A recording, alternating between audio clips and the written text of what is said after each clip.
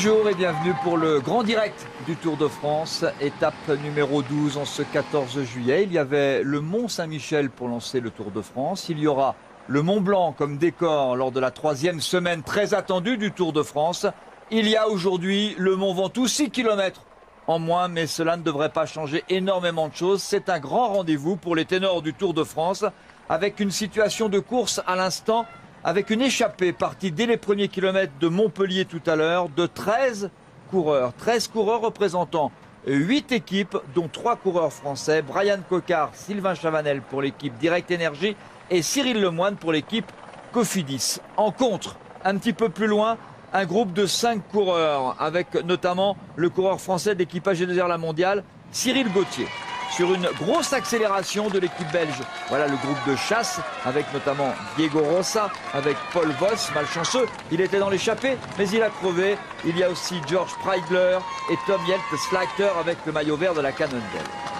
Un petit peu plus loin, à 11 minutes 47, ils ont quasiment eu 18 minutes de retard. À 11 minutes 47 du groupe de tête, des 13 hommes de tête. Voici la tête du peloton maillot jaune avec un énorme travail. Ici, regardez Marcel Kittel. Énorme travail aujourd'hui de l'équipe belge Ethics Quick-Step qui a coupé le peloton, mais pas en deux. Parce que derrière ce peloton maillot jaune que vous apercevez Christopher Froome. Dans ce peloton maillot jaune, il y a tous les ténors, tous les leaders d'équipe, à l'exception tout de même, par exemple, du maillot blanc à pois rouge de Thibaut Pinot, de Warren Barguil, un groupe de 116 coureurs. Derrière ce groupe, on va tout de suite retrouver Nicolas G. Et ce groupe pointe désormais tiré à 1 minute du peloton maillot jaune, malgré les efforts de la FDJ. On a vu notamment Arthur Vichot, le champion de France, se replacer en tête de ce peloton avec William Bonnet. Et donc ces coureurs-là sont en train de rouler et d'épauler les Giant Alpecin de Warren Barguil. Mais c'est vrai que pour l'instant l'écart reste stable autour de la minute. Et on voit Peter Sagan, et aussi on en aviez parlé tout à l'heure, Peter Sagan qui n'est absolument pas concerné. Et nouveau changement, nouveau changement de vélo. Alors voilà, ça c'était tout à l'heure, si vous étiez avec nous en direct, pardon Nicolas, si vous étiez en direct sur France 3, nous avons assisté à un problème mécanique pour le leader de l'équipe Astana, le coureur italien Fabio Aru. Il a dû changer de vélo, en tout cas emprunter le vélo de son coéquipier Jakob Fuglsang, qui est un peu plus grand que lui. Et là, normalement, je pense qu'il a effectivement retrouvé son deuxième vélo, sans plaque de cadre, mais c'est bien son vélo à ses dimensions. Fabio Aru fait l'effort pour revenir dans le peloton maillot jaune. Alors, information, il reste désormais 190 coureurs. Tout à l'heure, je rappelais le non partant Jürgen Van den Broek. Je dois ajouter ce que nous avait dit tout à l'heure Nicolas G. C'est l'abandon sur la route du Tour du coureur français de l'équipe Direct Énergie, Angelo Tulic. Un petit coup de clé à molette, ça va de suite plus vite. Un petit coup de sifflet, il faut s'arrêter. Voilà, Fabio Aru, bien sûr, dans une position fort inconfortable, victime de malchance, a dû changer de vélo tout à l'heure. Il va récupérer un coéquipier. Ça roule très vite pour un homme seul ici. Et bien sûr, rentrer, c'est pas possible. C'est pas possible. Il faut qu'il soit attendu par un coéquipier qui puisse à un moment donné, voilà, compter sur le soutien d'une petite aide extérieur pour pouvoir reprendre sa place dans le peloton suite à cet incident. Il n'est pas lâché sur la force physique, mais le règlement est ainsi. On n'a pas le droit de s'accrocher à la voiture. On tolère un petit accrochage pour un réglage de dérailleur, mais bon, ça ne peut pas durer non plus 2 km. Voilà, Fabio Aru, comme tout à l'heure, avec Alexei Lutsenko, qui n'a pas réussi pour l'instant à prendre la roue. Dommage, ça sert à rien. Ça sert à rien, faut rester à deux. Oui, il est énervé, Lutsenko, là. Ça sert à rien ce qu'il fait, Fabio Aru. Faut rester dans la roue. T'as un copain qui t'attend, attends-le. Mais il découvre le Tour de France, le champion italien. Il peut énerver, il aperçoit le peloton là-bas, il se sait fort, ça c'est un signe. Et il a voulu aller plus vite que la musique, alors qu'Alexei Lutsenko, l'ancien champion du monde espoir, il avait devancé Brian Cocard sur le circuit de Bakenburg aux Pays-Bas, l'avait attendu. Et puis Pastana qui a connu un problème quasiment en même temps, puisqu'il y a eu problème mécanique pour Fabio Aru, crevaison pour André Grifko. Jakob Fuglsang du coup s'est retrouvé à pied puisqu'il a donné son vélo à Fabio Aru, son leader. Et un petit moment là un peu compliqué pour l'équipe Astana. Le commissaire là qui réprimande bien sûr la direction sportive de de l'équipe Astana, hein, le commissaire avec le casque rouge, qui indique qu'il n'a pas à rester là. Il doit être derrière les coureurs, pas devant. Protège du vent, là. Hein, c'est de bonne guerre, hein, bien sûr. Après, pas vu, pas pris. Hein, quand on est pris, il aura une amende, certainement, le directeur sportif de l'équipe Astana. Mais il aura permis à ses coureurs de reprendre leur place dans le peloton. Ça aurait été dommage que Fabien Roux soit distancé sur un incident comme celui-là. Ça roule très vite, évidemment. On n'accélère pas le rythme dans le peloton, mais à ce rythme-là, quand vous êtes à pied, les autres ils continuent à filer. Hein, et 20 secondes, ça passe vite. Et pour les boucher, ça dure longtemps. Oui, on voit le travail de deux équipes avec l'équipe Ethics Quick-Step. Marcel Kittel, par exemple, le sprinter, il sait qu'il ne sera pas là dans le final. Ça monte trop pour lui, mais donc il va se sacrifier dans la vallée jusqu'au pied, jusqu'à Bénoin, jusqu'au pied du Mont Ventoux. L'équipe Ethics, gros travail. Et puis aussi l'équipe Trek Zegafredo autour de son leader, Bauke Mollema. Bauke Mollema, le leader de l'équipe Zegafredo, le néerlandais. On l'écoute ce matin au départ avec l'excellent Claude Aymar.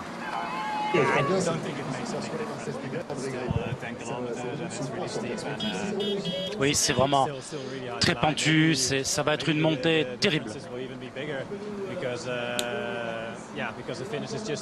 Et puis c'est vrai que l'arrivée est juste après la partie la plus raide, donc je pense qu'on va monter très vite depuis le bas. À mon avis, ça va être une journée difficile. Alors petit rappel, hein, là vous êtes avec vue d'hélicoptère, le peloton maillot jaune, en tout cas ce qu'il en reste. Alors c'est le Tour 2016 qui est là en ce qui concerne le classement général, ils sont quasiment tous là. Les 14 premiers du classement général sont ici. Devant pour peut-être une victoire d'étape, c'est l'échappée du jour, peut-être la bonne échappée, ils sont 13. On sait que parmi les 13, certains vont disparaître rapidement dès les premiers hectomètres de l'ascension du Mont Ventoux, du célèbre Mont Ventoux.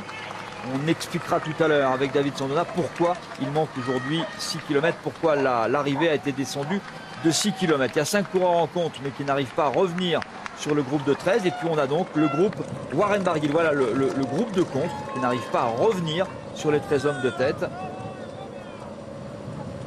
Avec notamment ici Paul Voss, le coureur allemand, que l'on aura beaucoup vu dans les échappées ou en contre comme aujourd'hui, qui était même dans la bonne échappée, en tout cas dans l'échappée du jour.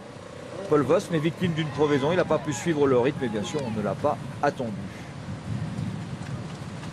Et le peloton se rapproche de cette contre-attaque qui perd toujours du terrain. Un peloton n'est plus qu'à 4 minutes, un peloton toujours amené à vive allure par l'équipe Ethics, accompagné des Trek de Bauke Mollema. J'ai le sentiment que dans le peloton, maillot jaune, on pense à la victoire d'étape. Hein.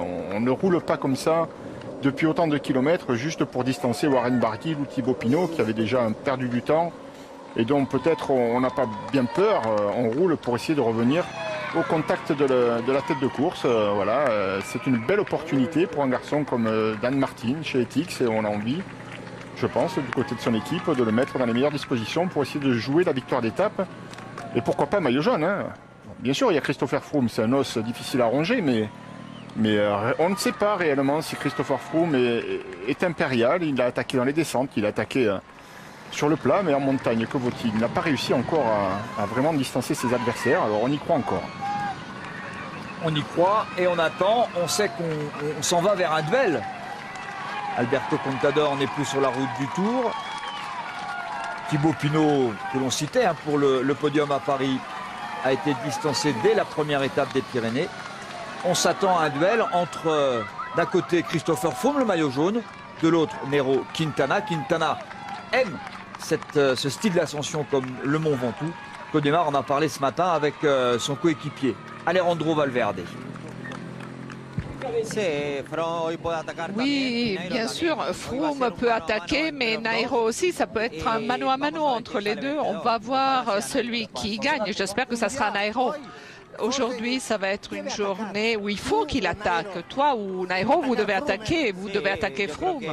Oui, il faut attaquer aujourd'hui, mais il faudra voir. D'abord, il faut déjà arriver en bas. Et après, quand on arrivera en bas de la montée, on verra bien.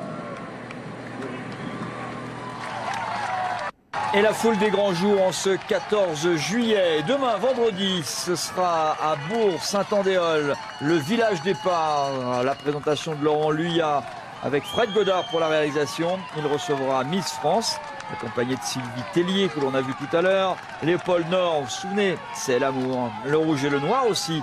Et puis son invité, ce sera Christophe Alévèque. Village Départ, c'est tous les jours, ou presque, sur France 3. 12h55, Lolo Luya. Et puis nous, on a le coup de fil, on se prépare. On se prépare à recevoir un amoureux du Ventoux, un amoureux du vélo, un amoureux du Tour de France. Un grand pratiquant, c'est notre ami Michel Drucker qui est avec nous. Alors Cet Jean-François après-midi, ou qui va arriver. Il va arriver. Oui, Ah, il monte tranquillement. D'habitude, Michel arrive en hélicoptère sur les étapes du Tour de France, parce qu'on rappelle que il est pilote d'hélicoptère aussi. Alors que les hommes de tête sont dans la côte de Gordes. Côte classée en 4e catégorie. 1 point pour celui qui passera en tête au sommet. Dani Navarro peut-être pour essayer de se rapprocher. Ou Thomas De Gendt certainement aussi. Il ne va pas laisser passer l'occasion. Et de nouveau, les coéquipiers de Bauke Mollema pour mener la tête d'un peloton qui ne faiblit pas. Peloton qui continue de s'agiter. Et l'ensemble de l'équipe Sky pour fermer la porte aujourd'hui.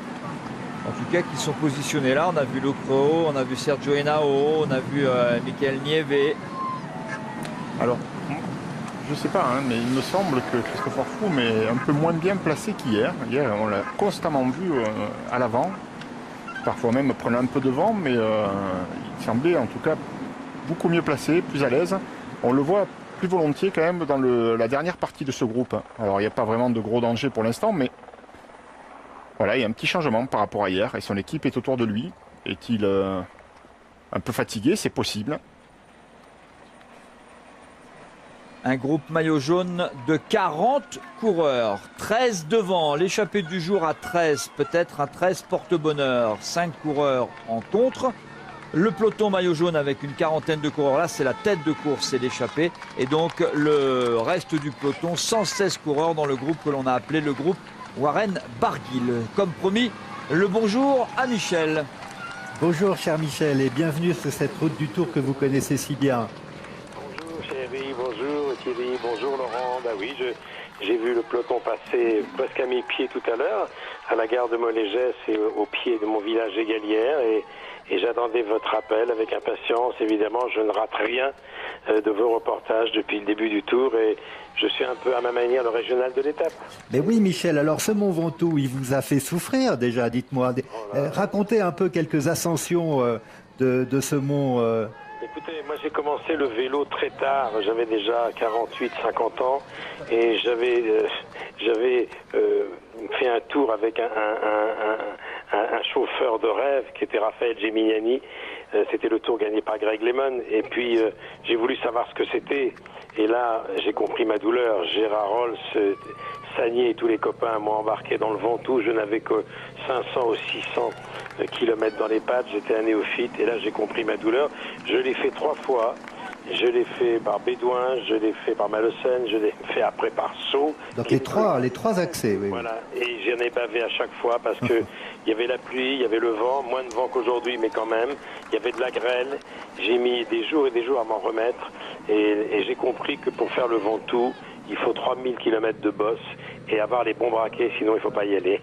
Michel Drucker, j'ai le souvenir d'une histoire savoureuse que vous racontiez à propos d'Antoine Blondin. Quand j'ai terminé un tour comme suiveur, j'avais rencontré Antoine qui finissait sa carrière de suiveur. Antoine Blondin, le merveilleux Antoine Blondin, qui avait cette plume tellement drôle et qui m'a dit avec son débit un peu ralenti parce qu'il ne buvait pas que de l'eau et qui m'avait dit à l'arrivée, il me dit « Tu veux faire du vélo ?» Très bien, toi qui présentes des chanteurs bidons le dimanche après-midi, tu verras, le Ventoux, tu le monteras pas en playback. Ça, c'est quand même... Eh bien, j'ai compris effectivement qu'on le monte pas en playback. Et c'est à la fois... C'est l'enfer et en même temps, quand on a fait le Ventoux pour la première fois, on a gravi son Everest, quoi. Mais au lieu de commencer par les premières ranges de Fontainebleau, j'ai attaqué l'Everest directement. Je continue à caresser le rêve de le refaire, mais évidemment, j'ai plus l'âge. Mais je voudrais quand même le refaire une fois.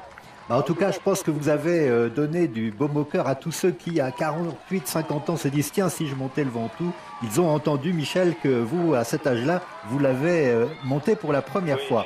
J'ai souffert terriblement, mais puisque vous me parlez du Ventoux, moi, mon idole, parmi mes idoles, il y avait Éric Caritou, qui doit être pas loin de vous maintenant, puisqu'on va s'approcher de Flasson et de Bédouin et des vignes, puisque c'est un vigneron.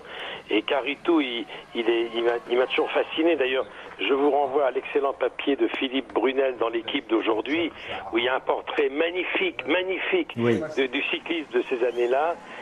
Caritou, il a quand même gagné la Vuelta, on l'a oublié, mais il est né quand il se réveille le matin, dans sa cuisine, il voit le Ventoux. Et alors, il est resté fidèle à ses vignes. Exactement. Alors écoutez, Michel, on a été très très heureux d'écouter tous ces souvenirs vivants et vivaces du Ventoux, et surtout restez avec nous pour la suite de l'étape et évidemment l'ascension jusqu'au Chalet Reynard. Au revoir Michel et à bientôt. Merci cher Eric, merci à tous et bravo pour votre travail magnifique.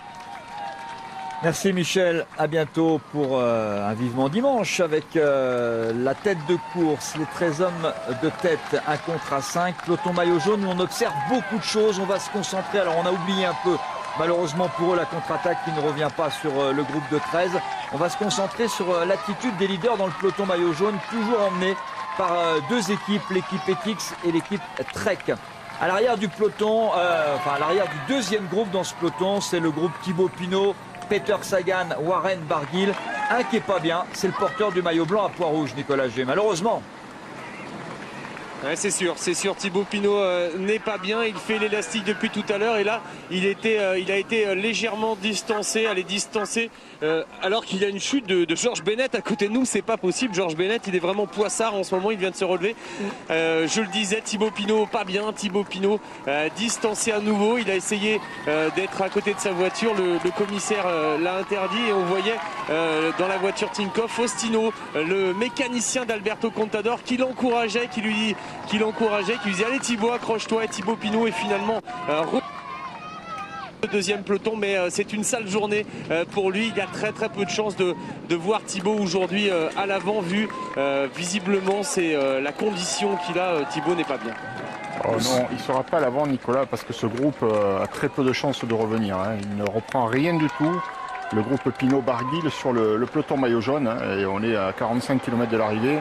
Ça va plus s'arrêter à l'avant, donc les coureurs qui se trouvent dans ce groupe sont déjà battus.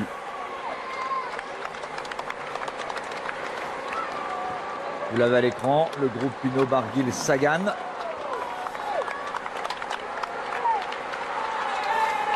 Peloton très conséquent ici. Hein. 116 coureurs. Oui, c'est plus qu'un groupe, c'est ça le peloton. À l'avant, c'est presque une échappée, hein, le groupe maillot jaune. Hein.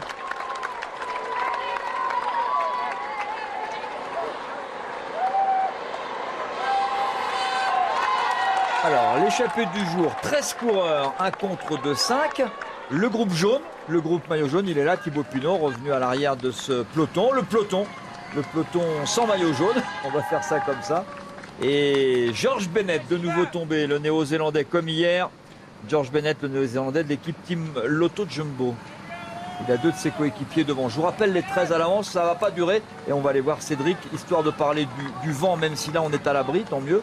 Et parler de ce groupe de 13 qui ne serait tardé à se disloquer, comme l'on dit, si l'expression est bonne. On a ici Bertan Lindemann et Seb Van Mark, le néerlandais et le belge pour le Team Lotto, les 2 maillots jaunes ici. On a Steph Clément pour l'équipe YAM, voilà, à l'arrière du groupe, du peloton sans maillot jaune, mais avec le maillot blanc à pois rouge distinctif de Thibaut Pinot. Vous avez aperçu aussi les coéquipiers de Thibaut Pinot à l'avant de ce peloton pour tenter de revenir sur le groupe maillot jaune, on va dire les choses ainsi. Mais je comprends pas bien la stratégie. La stratégie de, si c'est la FDJ qui roule devant, Pinot est en train de lutter pour ne pas se faire lâcher. Et ses collègues qui roulent à l'avant ne lui font pas de cadeau. Laissons-le revenir à l'abri, remonter une bonne fois pour toutes à l'avant de ce groupe où il sera bien plus à l'aise parce qu'il sera à l'abri. Et puis remettons-nous à rouler ensuite. C'est pas la première fois qu'on voit d'ailleurs cette configuration dans les Pyrénées, déjà on avait vu ça. Alors on revient sur le groupe de tête maintenant que j'étais en train de vous décrire. Groupe de tête, Thierry, qui approche du sommet de la côte de Gordes. Là, on est voilà, ça en est terminé. Là, on est avec le groupe maillot jaune, avec Marcel Kittel. Voilà, il en a terminé, le sprinter de l'équipe ETICS. Il a fait son boulot. Remarquable boulot aujourd'hui ici. C'est Michael Matthews.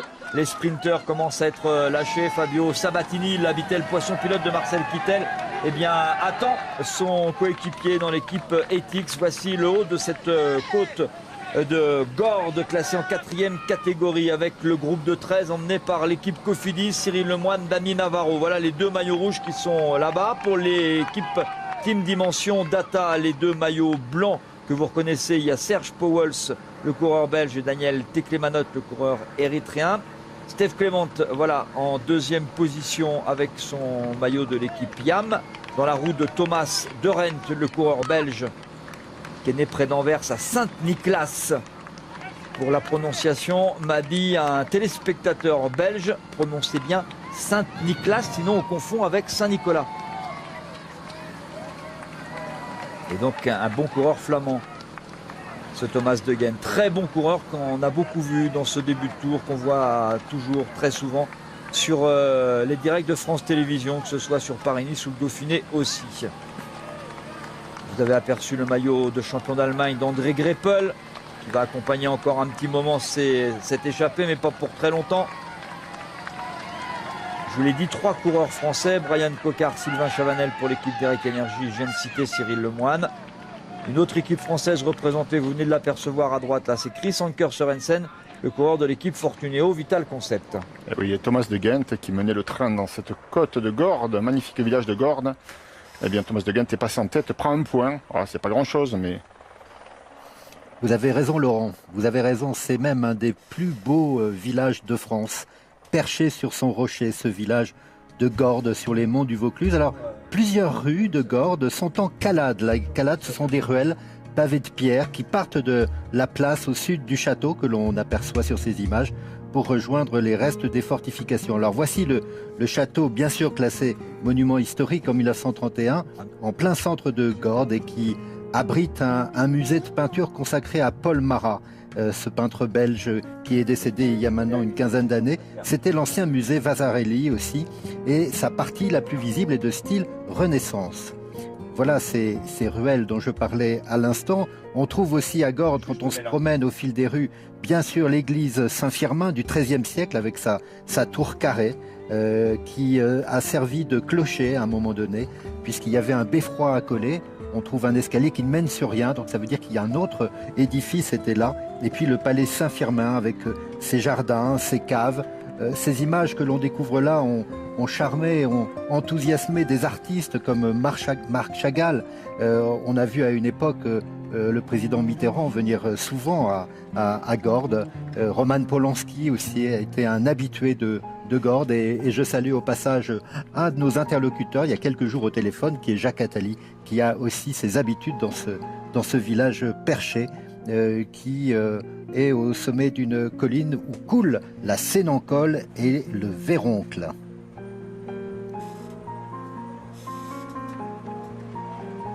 Et on ne perd pas la route du Tour de France en cette 12e étape sur le Tour. On est reparti pour... hier c'était la moitié, 10 avant, la 11e, et on est reparti pour 10 étapes du Tour et une journée de repos. Thomas De Rent, confirmation, donc a pris ce point au sommet de la côte de Gordes. Voilà bien un maillot qui est loin d'être joué, c'est ce maillot blanc à pois rouge du classement de la montagne. Thomas De Rent, il était à 36 points de Thibaut Pinot ce matin, il n'est plus qu'à 35 donc. Tout à l'heure, il y a une nouvelle côte, le col des 3 Thermes, dans peu de kilomètres maintenant. Et il y aura 2 et 1 point aux 2 premiers. Et puis surtout, il faut noter que l'arrivée au sommet du Mont Ventoux, classé en hors catégorie, les points seront doublés. Donc c'est une arrivée importante. Est-ce que l'échappée ira au bout? Pas sûr, pas sûr du tout. Mais le maillot blanc à pois rouge de meilleur grimpeur est en danger, bien sûr, d'autant plus qu'il n'est pas bien aujourd'hui. Tête de peloton maillot jaune, une nouvelle équipe vient de prendre le rythme. Il s'agit des coéquipiers de TJ Van Garderen et de Richie Porte, bien sûr. L'équipe BMC ici a pris le relais de l'équipe ETICS Quick Step. C'est le peloton maillot jaune ici. Peloton d'une quarantaine de coureurs, 13 devant, 5 en contre. Peloton de 116 coureurs derrière le groupe maillot jaune. Voilà la situation exacte de la course. sous le soleil pour l'instant, mais le vent les attendait là-haut sur le Ventoux, c'est normal, hein. Le Ventoux, tous les vents, le vent était là, trop fort. On arrivera donc aujourd'hui au chalet Reinhardt, il manquera 6 km sur le mythique Ventoux, il manquera quelques images, quelques symboles, mais ça ne changera pas énormément le scénario de cette journée. Le vent au cas où, la preuve.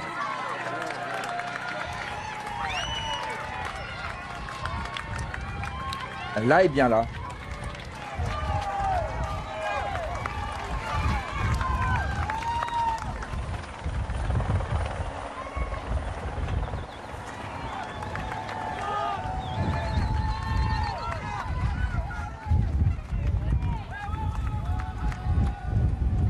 Oui, le vent est un facteur très important dans cette étape, hein. Peut-être autant que la montée du Ventoux, parce qu'il va, bien sûr, on voit les barrières qui s'envolaient, hein, hier en fin d'après-midi. On a vu même quelques cyclistes et tous ceux qui sont passés par le sommet du col s'arrêter, regarder si effectivement il y avait du vent et avoir de la peine à tenir debout. Non, croyez-moi, vraiment, il fallait. La décision des organisateurs était la plus sage. Et elle est même la plus intelligente d'un point de vue sportif, parce que si on était arrivé là-haut, les 6 derniers kilomètres vent de face n'auraient pas permis aux coureurs de se départager, ils auraient simplement lutté pour rester sur le vélo. Donc on aurait vécu un final d'étape décevant. Là, je pense qu'on sera, à mon avis, mieux servi avec une arrivée au chalet Reinhardt. 6 km plus bas donc. Le sprinter allemand n'a toujours pas gagné sur ce Tour de France l'an dernier. 4 victoires d'étape pour André Greipel. Il ne gagnera pas aujourd'hui. Le sprinter allemand ne gagnera pas aujourd'hui, mais voilà, il est toujours très courageux, montre beaucoup de volonté. Le coureur de l'équipe Lotto Soudal aux côtés de Thomas de Rennes. Pour l'instant, l'équipe Lotto dans l'échappée à 13 influence un peu le premier scénario. Derrière cette échappée, on va retrouver Cédric Vasseur qu'on va beaucoup entendre maintenant. Oui, dans l'ascension de la deuxième difficulté du jour, le col des 3 termes et des conditions de course qui évoluent. Bien sûr, tout à l'heure, vous le voyez, la route était relativement plate, exposée à un vent latéral. Désormais, nous évoluons sur des routes beaucoup plus vallonnées, plus difficiles. Ce n'est pas simple. Ici, on annonce 7,5% de moyenne dans cette deuxième difficulté. Et surtout, le vent souffle de façon plus défavorable. Il pénalise effectivement la progression des coureurs. Tout à l'heure, nous évoluions à soit 50-55 km/h. Actuellement, nous sommes à un petit 14 km/h dans cette difficulté, certes difficile, mais les hommes de tête peinent à progresser et le peloton groupe maillot jaune risque de se rapprocher. 8,38 dernier écart, c'est Simon Gerrans pour l'équipe Orica, l'équipe du deuxième du général, hein. Adam Yates qui a pris le relais, mais on a vu réapparaître les maillots de la Sky et on a aperçu Christopher Froome 1 km du sommet de cette deuxième côte classée aujourd'hui. Sur cette étape numéro 12, le col des 3 termes pour les 13 hommes de tête avec Stef Clement, le rouleur néerlandais, Chris Anker Sørensen qui a rejoint cet hiver, l'équipe française désormais Fortunéo Vital Concept de Manuel Hubert. On aperçoit Serge Pauwels aussi. Ça devient dur pour André Greipel. Thomas de Rendt parti à la recherche de nouveaux points puisque cette côte est classée en 3e catégorie. Il est là pour jouer surtout le maillot blanc à pois rouge, Thomas de Rendt. Pour revenir dans la bagarre avec Thibaut Pinot, très mal en point à l'arrière du peloton, et Raphaël Maïka. Le peloton, c'est la 4e partie multicolore, hein, sur la route du Tour. L'échappée du jour à 13, alors que Edouard Teuns est dans le groupe maillot jaune en train d'être distancé. C'est un sprinter aussi, le Belge. Et là, ça montre vraiment cette côte, enfin ce col des 3 termes, parce que c'est l'expression, on dit côte des 3 termes, c'est col des 3 termes. La bonne appellation. On l'a un peu vite transformé en côte, parce que forcément, avec une arrivée au Ventoux, tout paraît beaucoup plus petit et moins impressionnant. Et pourtant. Mais pour le peloton maillot jaune, c'est encore... Ils sont déjà dans le col des 3 termes, vous croyez? Ils sont encore dans la côte de Gordes. 10 minutes, 35 entre les deux. Ah, ils sont peut-être encore dans la côte de Gordes, c'est possible. Et surtout, là, on est bien dans le col des 3 termes avec la tête, ouais. Un Greipel, bien sûr, en tête, qui fait un boulot. On pourrait se demander pourquoi il roule en tête dans une montée, mais il fait le boulot pour Thomas de Rennes, parce qu'on voit bien que cet écart se réduit. Et la meilleure chance aujourd'hui de faire quelque chose dans cette étape pour cette équipe Lotto Soudal, qui n'a pas encore gagné sur le Tour, son sprinter André Greipel n'a pas trouvé le chemin de la victoire, et bien elle compte peut-être sur cette échappée et la présence à l'avant de Thomas de Rennes pour, pourquoi pas, un exploit individuel et un doublé avec une victoire d'étape assortie d'un maillot blanc au point rouge. Ce serait magnifique, mais bon, il va falloir résister parce que le peloton se rapproche. Les échappés comptaient 16 minutes 30 tout à l'heure. Il y a une cinquantaine de kilomètres, 50 km tout plat, pratiquement. Ils ont perdu 8 minutes. Donc quand on voit ce qu'il reste en 42 km, autant vous dire que pour l'instant, c'est pas suffisant. 8 minutes 30. Alors que le peloton vient bien de passer au sommet de la côte de Gordes. Et l'enchaînement est court là. Avec le col des Trois Termes pour la tête de course, le sommet quasiment ici, vous l'apercevez. Et ce que l'on disait tout à l'heure, des images du Tour avec une foule aujourd'hui en ce 14 juillet absolument démente. Je pense qu'on va avoir des images magnifiques sur la route du Tour de France. Parce que le cyclisme est un sport populaire et Thomas de Rennes légitimement, en tout cas c'était son objectif à lui personnellement aujourd'hui, enchaîner les points au sommet de la côte de Gordes et au sommet du col des Trois Termes, ce qui est fait. Ce petit point vert au milieu de l'image, c'est le cloître de l'abbaye Notre-Dame de Sénanque, une abbaye du XIIe siècle, créée par des moines cisterciens qui s'est installée dans cette vallée de Sénancole. C'est un des plus purs témoins de l'architecture cistercienne primitive. Vous savez, la vie des moines cisterciens, c'était 3 piliers, c'était l'office liturgique, il y en avait 7 par jour, de l'aube à la nuit, la lecture des Écritures, et puis c'était le travail. Dans ces abbayes, on travaillait, on faisait de l'élevage, on faisait aussi beaucoup de travaux artisanaux. C'est une abbaye qui est tombée en désuétude, qui a même été détruite au moment des guerres des religions, et très récemment, dans les années 80, une nouvelle communauté de moines s'est installée et elle y cultive notamment le lavandin, cette fleur qui est à maturité au mois de juin et qui donne des huiles essentielles, évidemment très parfumées. On va vous abandonner un court instant, vous rappelez alors que c'est ici le passage du peloton au sommet de cette côte de Gordes. Je vous rappelle la situation de la course, c'est simple, 13 hommes en tête.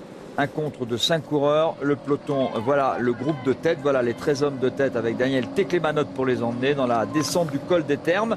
13 coureurs en tête ici à l'écran, un contre de 5 coureurs, mais en voici un qui vient de se faire remonter, c'est Cyril Gauthier, donc on ne va plus parler de contre, mais du groupe maillot jaune emmené ici par Simon Gerrans, beaucoup plus bas, plus d'1 minute, le peloton composé de 116 coureurs avec Thibaut Pinot, avec Warren Barguil, avec Peter Sagan. On respire et on revient sur la route du Tour pour le final de cette 12e étape.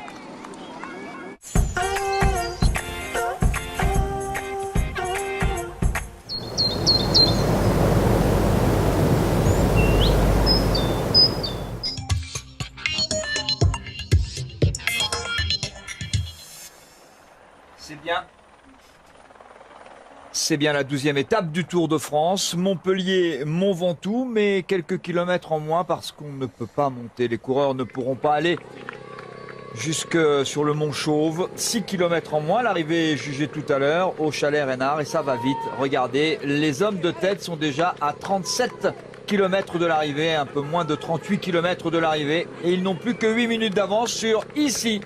Le peloton maillot jaune en train de revenir sur le contre de 5 coureurs tout à l'heure. Ils avaient déjà rejoint Cyril Gauthier. Ils vont rejoindre ici Tom Yeltes-Leiter. La situation de la course, 13 coureurs en tête, dont 3 coureurs français, Brian Coquard, Sylvain Chavanel et Cyril Lemoine. Derrière le groupe de 13, bien sûr, Cédric Vasseur. Effectivement, derrière les 13 hommes de tête qui évoluent désormais sur des routes plus étroites, plus sinueuses, actuellement sur une portion descendante à environ 60 km/h, et un groupe de tête qui est relativement en difficulté avec ces fortes rafales de vent. Par moments, les coureurs sont en léger déséquilibre. J'ai aperçu tout à l'heure Cyril Lemoine éviter la chute de peu. Par moments, ces fortes rafales leur posent des difficultés. Un groupe de tête qui continue de progresser. mais qui lutte face à ce vent défavorable et qui ne peut pas empêcher le groupe maillot jaune de se rapprocher. Ouais, 7,55. Paul Voss ici rejoint à son tour. Voilà, c'était un contre de 5 coureurs qui avaient tenté de revenir sur les 13 hommes de tête. Enfin, Paul Voss était dans l'échappée du jour, donc une échappée à 14, mais victime d'une crevaison. Il s'est retrouvé avec un groupe en contre de 5, avalé à l'instant, parti par notamment Simon Gerrans ici, le coureur de l'équipe Orica. Bike Exchange pour voilà l'avant-dernier être rejoint, George Preibler, le coureur autrichien pour le team Jean Alpecin. Donc voilà, il n'y a plus d'intercalé, il y a un groupe de 13, le peloton maillot jaune, et à une grosse minute du peloton maillot jaune, le peloton de 116 coureurs, peloton avec Warren Barguil, avec Thibaut Pinot, avec Peter Sagan, et puis on regardait parmi les mieux classés au classement général, il en manque un, on vient de l'apprendre seulement. Oui, visiblement Luis Meintjes, 13e du classement général. Le coureur de l'équipe Lampre Merida, visiblement lui aussi dans le groupe d'attardés, le groupe Pinot, on va dire, et Barguil. Un groupe qui est pratiquement déjà 2 minutes derrière le peloton maillot jaune. Un peloton maillot jaune où on a changé un petit peu de physionomie en tête. C'est plus comme tout à l'heure les Ethics qui roulent. Hein. Pourquoi? Parce qu'on a changé de profil. Ça monte. Ils ont un petit peu reculé, d'ailleurs certains ont même été distancés, hein, les coéquipiers de Daniel Martin. Et donc ce sont les Orica qui, avec Simon Gerrans notamment, alors qu'ici on voit se battre à l'arrière, Marco Haller ici. Marco Haller et puis Julien Alaphilippe pour l'équipe Ethics. Donc on essaie malgré tout de maintenir le même rythme, le même tempo et de se rapprocher, continuer de se rapprocher du groupe de tête. Voilà, on pense à la victoire d'étape, j'imagine, dans ce peloton maillot jaune. Encore on y croit en tout cas.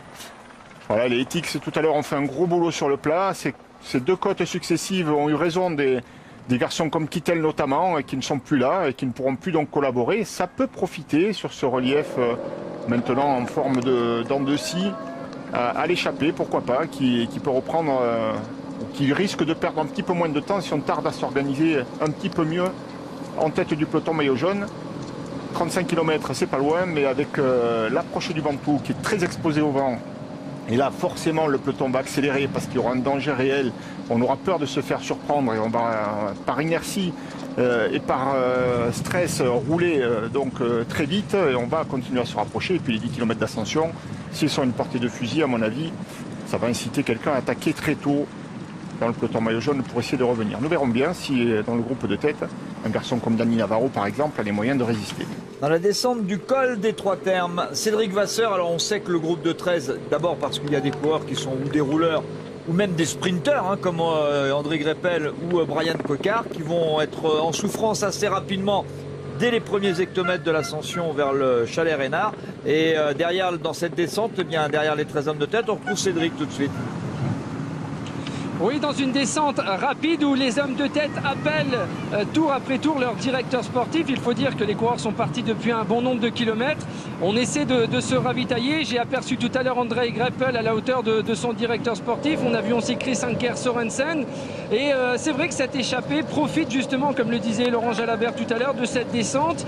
Nous sommes à plus de 65 km/h et cette échappée devrait justement pouvoir conserver l'avantage qu'elle avait au sommet de la deuxième difficulté. Mais dès que la route va s'élever, bien sûr que des coureurs comme André Greppel, qui ont beaucoup travaillé, qui ne sont pas grimpeurs, vont devoir laisser partir les hommes les plus forts de ce groupe. Voilà, on aime aussi parler de ceux qui font des choses autour du Tour. Vous êtes le parrain de Digest Science, Cédric Vasseur. Et je vais parler des petits ambassadeurs qui hier étaient sur cette route-là, sur cette étape-là. Ils sont allés au sommet du Mont Ventoux, les petits ambassadeurs qui ce week-end seront exactement sur la même route empruntée par les coureurs du Tour de France qui ont démarré leur périple à Mirepoix. Et l'objectif de cette équipe des petits ambassadeurs, c'est de faire découvrir les maladies digestives, donc à travers la fondation Digest Science, avec une pensée toute particulière au pied du Mont Ventoux pour le jeune Benjamin, un fan de vélo, foot vélo, qui devait participer à cette ascension et qui rêvait de ce Mont Ventoux et qui malheureusement, il y a quelques jours, est décédé subitement. On a une grosse pensée, une grosse pensée pour le petit Benjamin.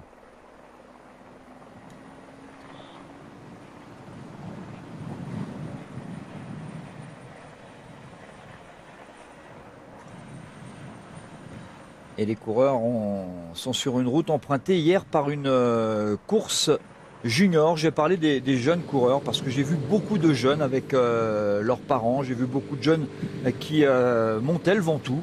Et j'avoue que il y avait énormément de monde ce matin pour arriver au Chalet Reynard. D'abord, il y a le trophée Madio. La 4e des 7 manches a eu lieu hier. Elle est réservée chute.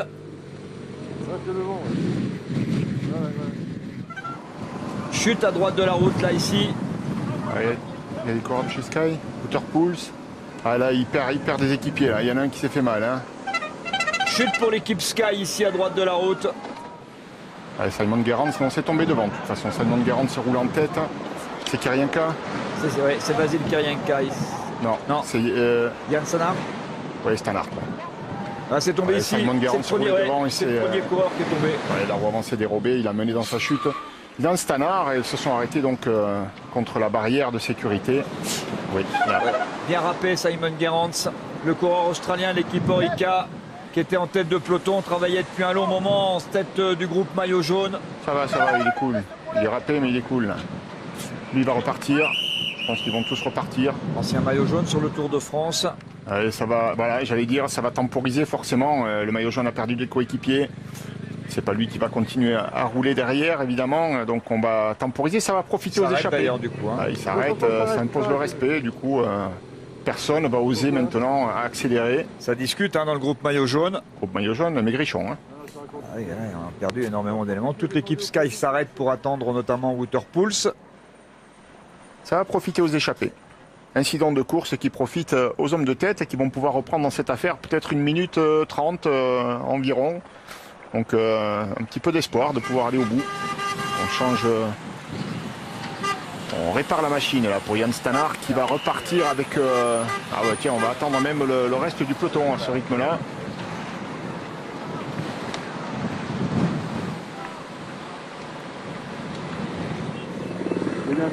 Ça roulait vite ici, hein. Cédric Vasseur nous l'avait dit tout à l'heure, cette descente est rapide. Et on a eu de la chance de ne pas avoir plus de coureurs à terre, hein, parce qu'il était dans la route ses coéquipiers, de Yann Stannard, hein, comme d'habitude, de Christopher Froome. C'était remis devant, hein, l'équipe Sky. Dans la route, Simon Gerrans, c'est lui qui faisait depuis une dizaine de kilomètres le boulot, le coureur australien. Voilà, c'est Adam Yates, hein, son coéquipier, le Britannique, qui est 2e du classement général. Oui, Simon Gerrans peut-être un peu fatigué, pas très lucide, peut-être emporté par une rafale de vent d'ailleurs, hein, dans la descente. La roue avant s'est dérobée, là, la chute est imparable. Pour Yann Stannard qui était derrière, eh bien, il s'est retrouvé exactement dans la trajectoire de Simon Gerrans, a percuté son vélo, n'a pas pu éviter la chute. Les autres, on va revoir cette chute là. Ouais. Il glisse de l'avant, ouais, Simon Gerrans. Il a de la chance que ça s'empile pas les uns derrière les autres. Hein. Il y en a quand même eu 3 par terre. Hein. Parce que là, c'est le premier qui tombe, ça aurait pu être plus dramatique encore. Gerrans, Stannard et Waterpools. Et donc, du coup, eh bien, à la demande de Christopher Froome, à la demande du leader, à la demande du maillot jaune ici, qui a attendu ses équipiers, à la demande de Christopher Froome, le groupe maillot jaune s'est arrêté. Alors, ça peut aussi profiter au peloton derrière. Hein. On est en descente, donc c'est pas... Le peloton a accusé un retard de 2 minutes et 15 secondes au moment où la chute s'est produite. Donc le peloton certainement s'est rapproché, hein, puisque les échappés ont déjà repris 1 minute sur le groupe maillot jaune suite à ce ralentissement. On suppose que le peloton, l'arrière du peloton s'est rapproché. Brian Coquard ici, c'est la tête de course. Brian Coquard est sorti du groupe, c'est ça Cédric ? Écoutez, nous sommes dans les voitures, je ne peux pas vous le confirmer. Alors, il est distancé, pardon. Des directeurs sportifs. Pardon, il est distancé, mais bon, j'avais vu écrit tête de course, donc je me suis dit, tiens, est-ce qu'il n'est pas sorti pour histoire de, hein. Non, il est distancé. Brian Coquard, distancé. Allez-y, Cédric. Oui, je vous disais tout à l'heure que les coureurs appelaient leurs directeurs sportifs, donc pour des mesures de sécurité. Nous laissons travailler les directeurs sportifs et j'aperçois effectivement juste devant moi Brian Coquard qui laisse partir les autres coureurs qui se trouvaient dans cette échappée. 12 coureurs à l'avant désormais. Brian Coquard distancé. D'autres coureurs, hein, on l'a dit, hein, et on imagine qu'André Greipel ne va pas tarder à être distancé aussi. Il a fait beaucoup de travail.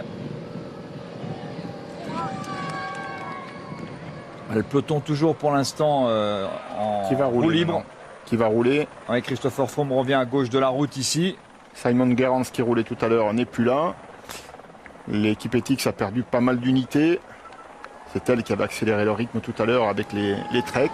Peut-être les treks, mais pas sûr. Donc il va y avoir un moment de flottement ici, à moins que les Movistar s'y mettent. Et ça s'est tout de suite traduit bien sûr au niveau de l'écart avec le groupe de 12 désormais. On est revenu à 9 minutes. Et voilà le peloton en train de revenir. Regroupement général. Voilà, et finalement Fabian Cancellara, Arthur Vichot. Voilà, après cette chute, eh bien du coup le peloton se regroupe. Peloton, groupe maillot jaune et peloton. L'ensemble, en tout cas une grosse partie, ouais, tout le monde est en train de se regrouper. Alors on va se retrouver avec un peloton groupé.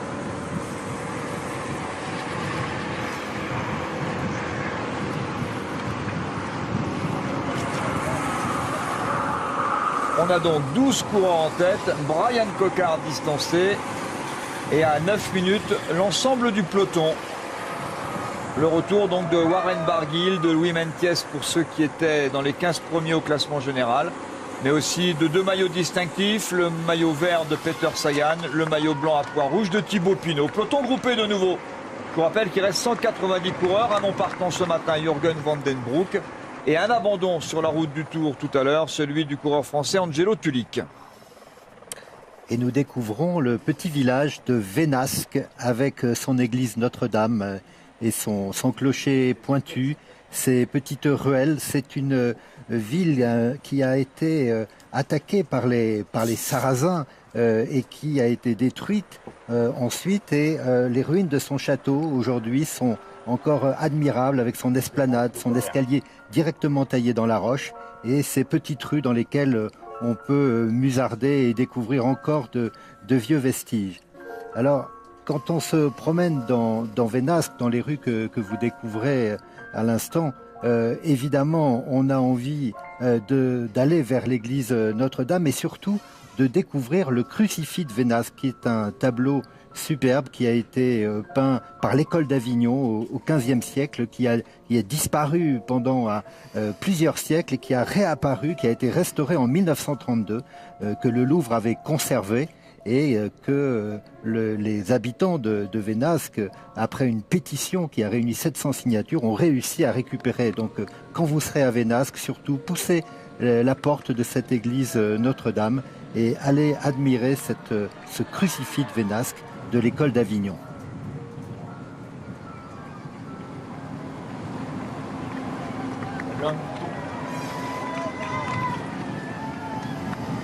L'homme tombé tout à l'heure, Simon Gerrans, l'Australien, en tête du groupe maillot jaune, de retour dans un peloton désormais compact. Rien à dire, rien à rajouter après les commentaires merveilleux d'Éric Fautori.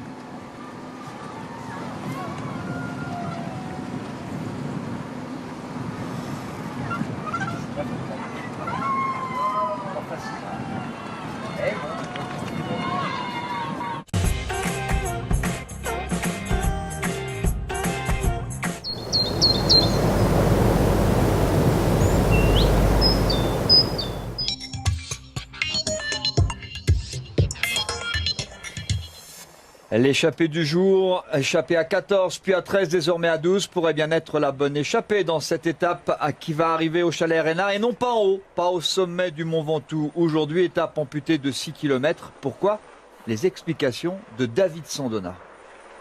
Les conditions, Thierry, au sommet du Mont Ventoux sont tout juste incroyables. J'ai énormément de mal à rester sur mes deux jambes à la seconde où je suis en train de vous parler, car le Mistral souffle en rafale à plus de 140 km/h. La température est glaciale, moins 5 degrés ressentis à l'heure actuelle. Il fait 5 à 6 degrés, mais en montagne, on enlève toujours 1 degré par 10 km/h de vent. Il a fait jusqu'à moins 10 degrés cette nuit.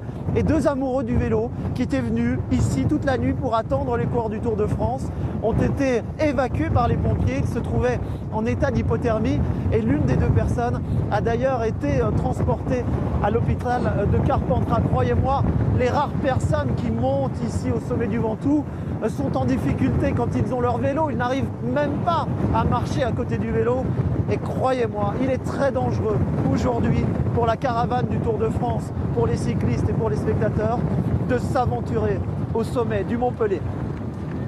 Vous imaginez bien que si cette étape a été amputée de 6 km, il y avait une réelle explication. Un Tour de France arrivant un 14 juillet au Mont Ventoux.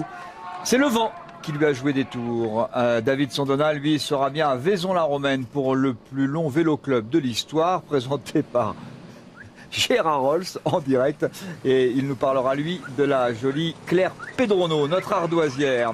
Elle est justement derrière les 12 hommes de tête désormais. L'écart quasiment autour des 10 minutes. Ils étaient autour des 17 tout à l'heure. Ça retombait. Et puis voilà, le peloton s'est presque arrêté après la chute de Simon Gerrans. Le patron en jaune a décidé qu'il fallait attendre ses coéquipiers. Résultat, peloton au complet ou presque.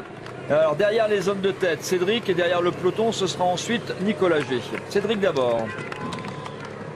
Oui Thierry, effectivement, derrière les hommes de tête qui continuent de lutter contre de fortes rafales de vent qui les handicapent réellement. On progresse à allure relativement faible, environ 30 km/h ici, au même moment où André Greppel revient au ravitaillement. Et des hommes de tête qui voient tout doucement le Mont Ventoux se dresser devant eux. C'est une image impressionnante quand on est coureur cycliste, bien sûr. Quand on est sur la moto comme moi, on se sent vraiment petit face à ce géant des Flandres, ce géant de Provence, pardon.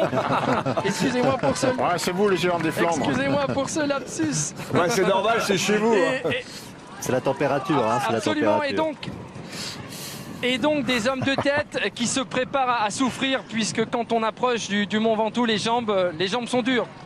Alors, près de 10 minutes d'écart désormais avec les 12 hommes de tête. Peloton complet ou presque, Nicolas?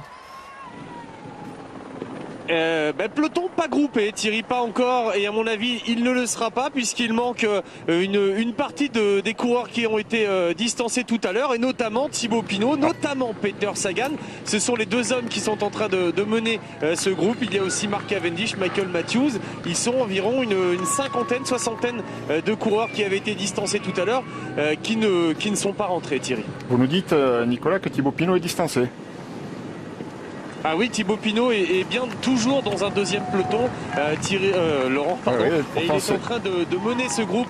Pourtant, ce sont 3 coureurs de la FDJ qui roulent en tête du peloton à l'instant. Alors pour qui? Pour Reichenbach peut-être? Pinot, Laurent Et pourtant, Laurent, c'est Thibaut Pinot qui mène ce groupe Peter Sagan avec le maillot vert. Et je vous confirme, et il y a bien 1 minute 30 entre les deux groupes. Alors, c'est assez étonnant parce que tout à l'heure vous étiez avec ce groupe compact, 216 coureurs. Comment se fait-il que tout le monde, on a vu une partie revenir, comment se fait-il que tout le monde ne soit pas rentré? Parce qu'il y a eu des coureurs distancés, Thierry, notamment dans la côte de Gordes, et puis la côte qui est venue après. En tout cas, voilà la situation que je vous décris et que je vous confirme bien, puisque nous avons pu détailler ce groupe. Il n'y a pas de problème, Nicolas. Non, mais je vous dis... Mais c'est tout simplement parce que ça a cassé à nouveau et que ce groupe-là d'attardés n'a pas pu recoller et n'a pas pu revenir. En voyant les rouler des coureurs de la FDJ, je me suis dit un instant, tiens, peut-être qu'on s'est remobilisé, ça s'est regroupé sur un fait de course, une chute des coureurs de l'équipe Sky. Le peloton s'est reconstitué, on essaie de remettre un petit peu le moral sur les épaules de Thibaut Pinot, qui aurait eu une opportunité, pourquoi pas, d'essayer de jouer la victoire d'étape, mais voilà, s'il n'est plus là, de toute façon c'est pas ça, c'est probablement pour Reichenbach. Et allez, un nouveau changement de vélo pour Fabio Aru. Alors prendre le vélo initial avec la plaque de cadre. Oui, là ça roule moins vite, c'est moins problématique pour lui de changer de vélo. 3e changement de vélo pour le leader de l'équipe Astana, le jeune champion italien, Fabio Aru. Bon, donc il y a encore 2 pelotons, enfin un peloton maillot jaune et un groupe d'attardés, maillot vert et maillot blanc à pois rouge. Et dans l'affaire, quand même, du ralentissement du premier peloton tout à l'heure suite à la chute, l'échappée a pris 2 minutes de crédit supplémentaire. 2 minutes, c'est important à ce stade de la course. Avec près de 10 minutes d'avance au pied, certains peuvent rêver, pas tous, certains. Je profite de ces images pour pour parler de ces vignes. On parle souvent du Ventoux pour son mont, mais il y a aussi un vignoble très important de vins AOC, très souple, des rouges, des blancs, des rosés. Et c'est une occasion de saluer notre ami Patrick Chen qui travaille dans ses vignes, dans son domaine de Montbrun, à proximité. Et Patrick, mon maître vous aurait dit, eh bien, c'est l'heure du jeu. Un gagnant à 10 000 €, un gagnant d'un vélo électrique pour cette deuxième semaine de jeu. Le nom du gagnant vous sera révélé, le nom des gagnants seront révélés lundi prochain.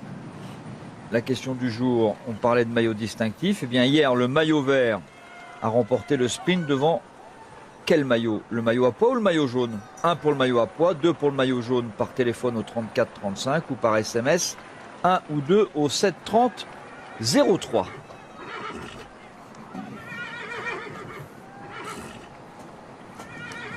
Alors plein de choses à vous dire alors que Fabio Aru tente de revient sur l'arrière du peloton qui reprend un certain rythme. Voilà, il est revenu avec ses coéquipiers. Fabio Aru ici, voilà, c'est l'arrière d'un peloton où il manque quand même pas mal de coureurs. Des choses à vous dire dans cette région. D'abord que les championnats d'Europe de BMX auront lieu en France en 2017 et en 2018. 2017, ce sera à Bordeaux. Et bien 2018, ce sera pas très loin d'ici. C'est à Sariance, petit village de 5800 habitants. 180 adhérents au club de BMX. Ça se trouve Sariance au pied du Mont Ventoux. Et donc ils organiseront les championnats d'Europe de BMX en 2018. Belle récompense pour ce jeune club. Je vous parlais tout à l'heure du trophée Madio. Ça portait malheur à Simon Gerrans. 4e manche hier des 7 manches de ce championnat de France, on va dire, de ce trophée réservé aux cadets. Hier, c'était un contre-la-montre de 17 km disputé à Renazé dans la Mayenne. Victoire de Luca Pagnier, le fils de David, qui avait été 2 fois champion de France de cyclocross dans les années 1992, je crois, et en 2000. Luca qui est un grand espoir du cyclisme, et on aime parler des tout jeunes. Il a déjà gagné 30 victoires en minime, 10 cette saison. Et le Redonnais Pierre-Emmanuel Dubois prend la tête du trophée. La 5e manche, et aujourd'hui, c'est une course en ligne toujours à Renazé. Et puis se termine aujourd'hui l'Ain. Alors c'est l'Ain comme le département. L'Ain International Rhône-Alpes-Valmorey-Tours. Il y avait une étape hier qui arrivait au Grand Colombier, c'est-à-dire par ici. 4 étapes. Les meilleurs juniors se donnent rendez-vous dans ce tour de l'International Rhône-Alpes-Valmorey-Tours. Et hier, l'étape est revenue au Grand Colombier, un jeune Italien, Nicolo Ferri. Et les épreuves se terminent aujourd'hui à Hauteville-Lompness. Et je peux vous dire que les plus grands coureurs sont passés par cette épreuve junior internationale. Avec 10 km encore jusqu'au pied de l'ascension du Mont Ventoux, 10 km en faux plat avec un fort vent de travers toujours. Normalement ça devrait s'agiter en tête de peloton parce qu'on va vouloir placer les grimpeurs, les leaders des différentes formations. Et donc on va essayer de rester toujours devant, et ça va être un petit peu nerveux. Il n'y aura pas de la place pour tout le monde sur la chaussée, on risque d'avoir quelques cassures à nouveau. J'ai envie de dire tout ça pour ça, hein. On a quand même bataillé ferme aujourd'hui, et on se retrouve dans la même situation qu'il y a 70 km. Après avoir tout fait pour distancer une partie du groupe et revenir à hauteur de l'autre, mais on a attendu tout le monde. Ah, les Movistar s'y mettent, tiens. C'est la première fois pour cette journée où l'on voit l'équipe de Nairo Quintana. Et la deuxième fois dans le Tour. Et la dernière fois, c'était dans l'étape du Durand. Jacob Fulsang, il avait donné son vélo à Fabio Aru tout à l'heure. Lui aussi a profité bien du ralentissement du peloton après la chute de Simon Gerrans pour revenir dans ce peloton. C'est pour ça quand même qu'on est étonné de ne pas... Alors Peter Sagan doit être fatigué, hein, certainement, le groupe Pinot-Sagan. Et Thibaut Pinot dans un mauvais jour. Confirmation, Nicolas, Thibaut dans un mauvais jour. Oui, confirmation, exactement. Thibaut Pinot, je l'ai vu en difficulté à peu près toute l'étape avec le vent. Dès que ça a accéléré dans le peloton, dès que ça a cassé, j'ai vu Thibaut Pinot dans les dernières positions. Parfois, Thibaut Pinot était distancé. Il s'est battu pour revenir à l'arraché en danseuse à chaque fois. Il relançait. Bref, oui, mauvaise journée pour Thibaut qui est à l'arrière désormais dans ce groupe avec Peter Sagan, alors que nous arrivons à la hauteur de Simon Gerrans là, qui vient ravitailler, et son maillot est complètement déchiré. Ouais, il a pris une sacrée gamelle, on l'a vu en direct. Thibaut Pinot pas serein ce matin au départ. pour prendre les points, il faut jouer l'étape. Donc voilà, il faudra être avec les plus forts aujourd'hui. J'espère être à mon meilleur niveau. Comment ça va physiquement, Thibaut? Ah, et moralement, parce que hier vous perdez du temps, mais on va dire que c'est pas grave ça, le temps. Hier c'est pas très important de perdre du temps, c'était pas mon objectif, c'était surtout de reprendre des forces et on verra. Voilà, physiquement je suis pas à 100%, ça c'est sûr, mais je vais donner le meilleur de moi-même. Et oui, il le sent, il le sait, il tirera le bilan. Voilà, Simon Gerrans, voilà, le maillot tout déchiré. Il a pris une sacrée gamelle, le coureur australien. On sait que c'est un courageux. Il va terminer l'étape tant bien que mal, Simon Gerrans. Thibaut Pinot aussi. On va se pencher sur ce qui va se passer en tête de peloton. La bagarre entre les favoris arrive. Le groupe de 12 à l'avance. C'est juste après notre dernière pause.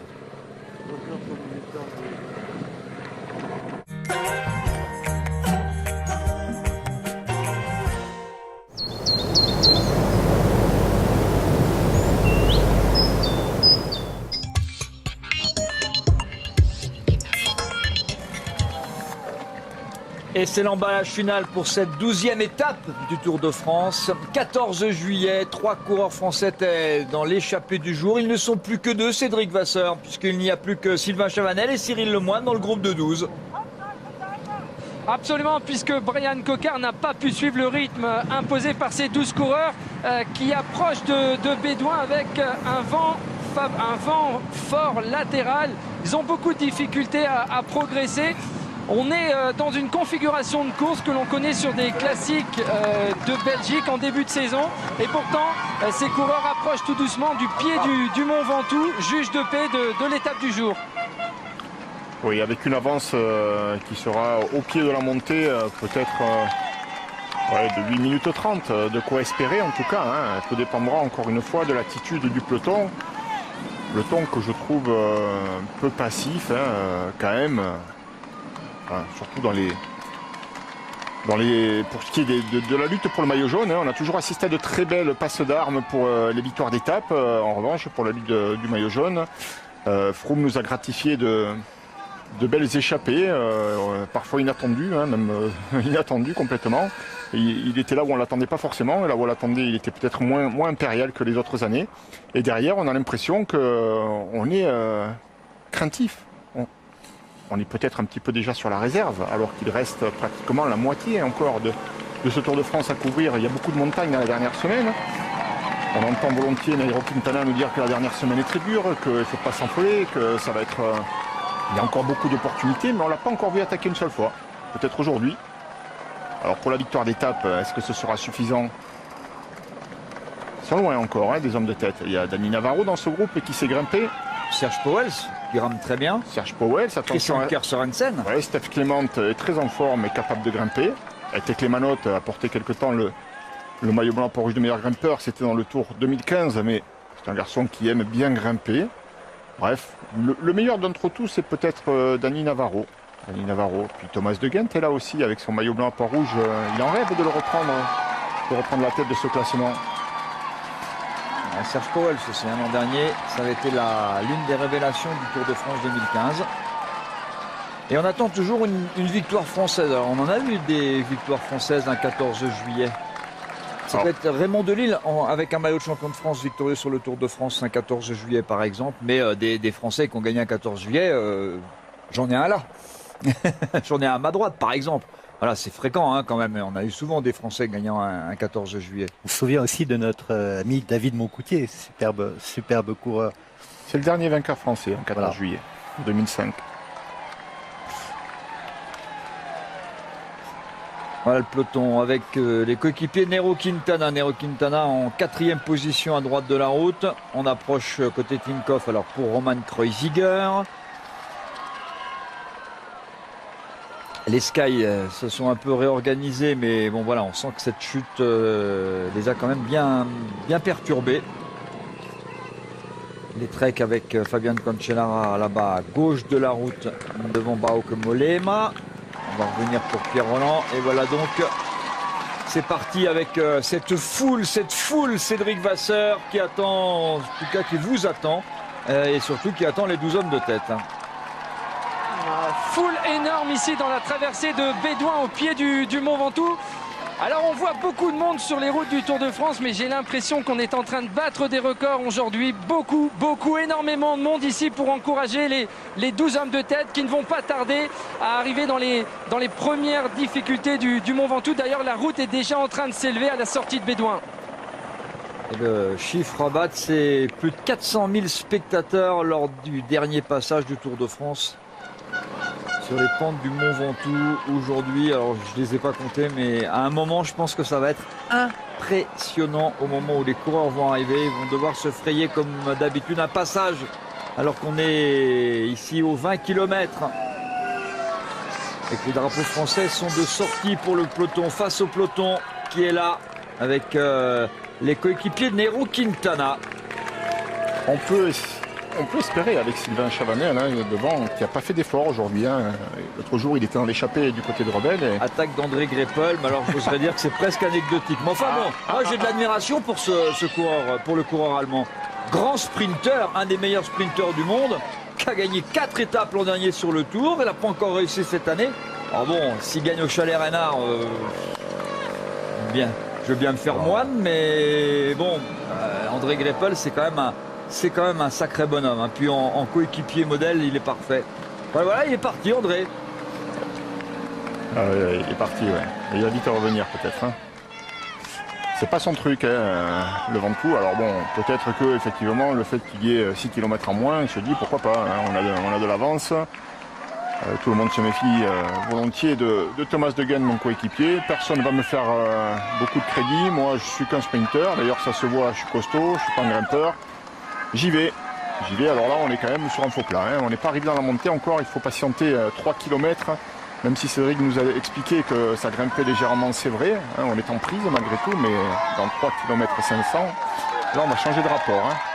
André Greppel, il est sur le grand plateau ici. Tout à l'heure, ce sera tout à gauche, sur la roue libre. Et là, il risque de le voir revenir comme un boomerang. C'est un malin, André Greppel. Il a bien senti que le vent lui était favorable. Vent d'eau, je crois, Cédric.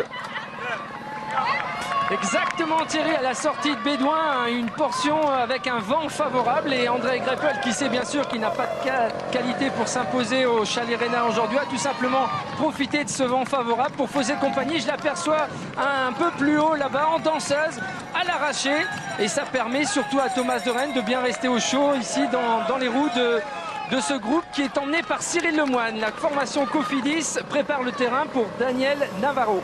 Ouais, je pense que Daniel Navarro a une très très belle chance aujourd'hui de gagner. Il est très bon grimpeur, il a un coéquipier autour de lui qui pour l'instant fait ce travail. Derrière André Greppel, je pense que c'était à mon avis la stratégie. Moi j'attaque, comme ça on va faire travailler les autres et toi, Thomas De Gendt, tu peux rester tranquille dans les roues. Mais ce sera peut-être pas suffisant.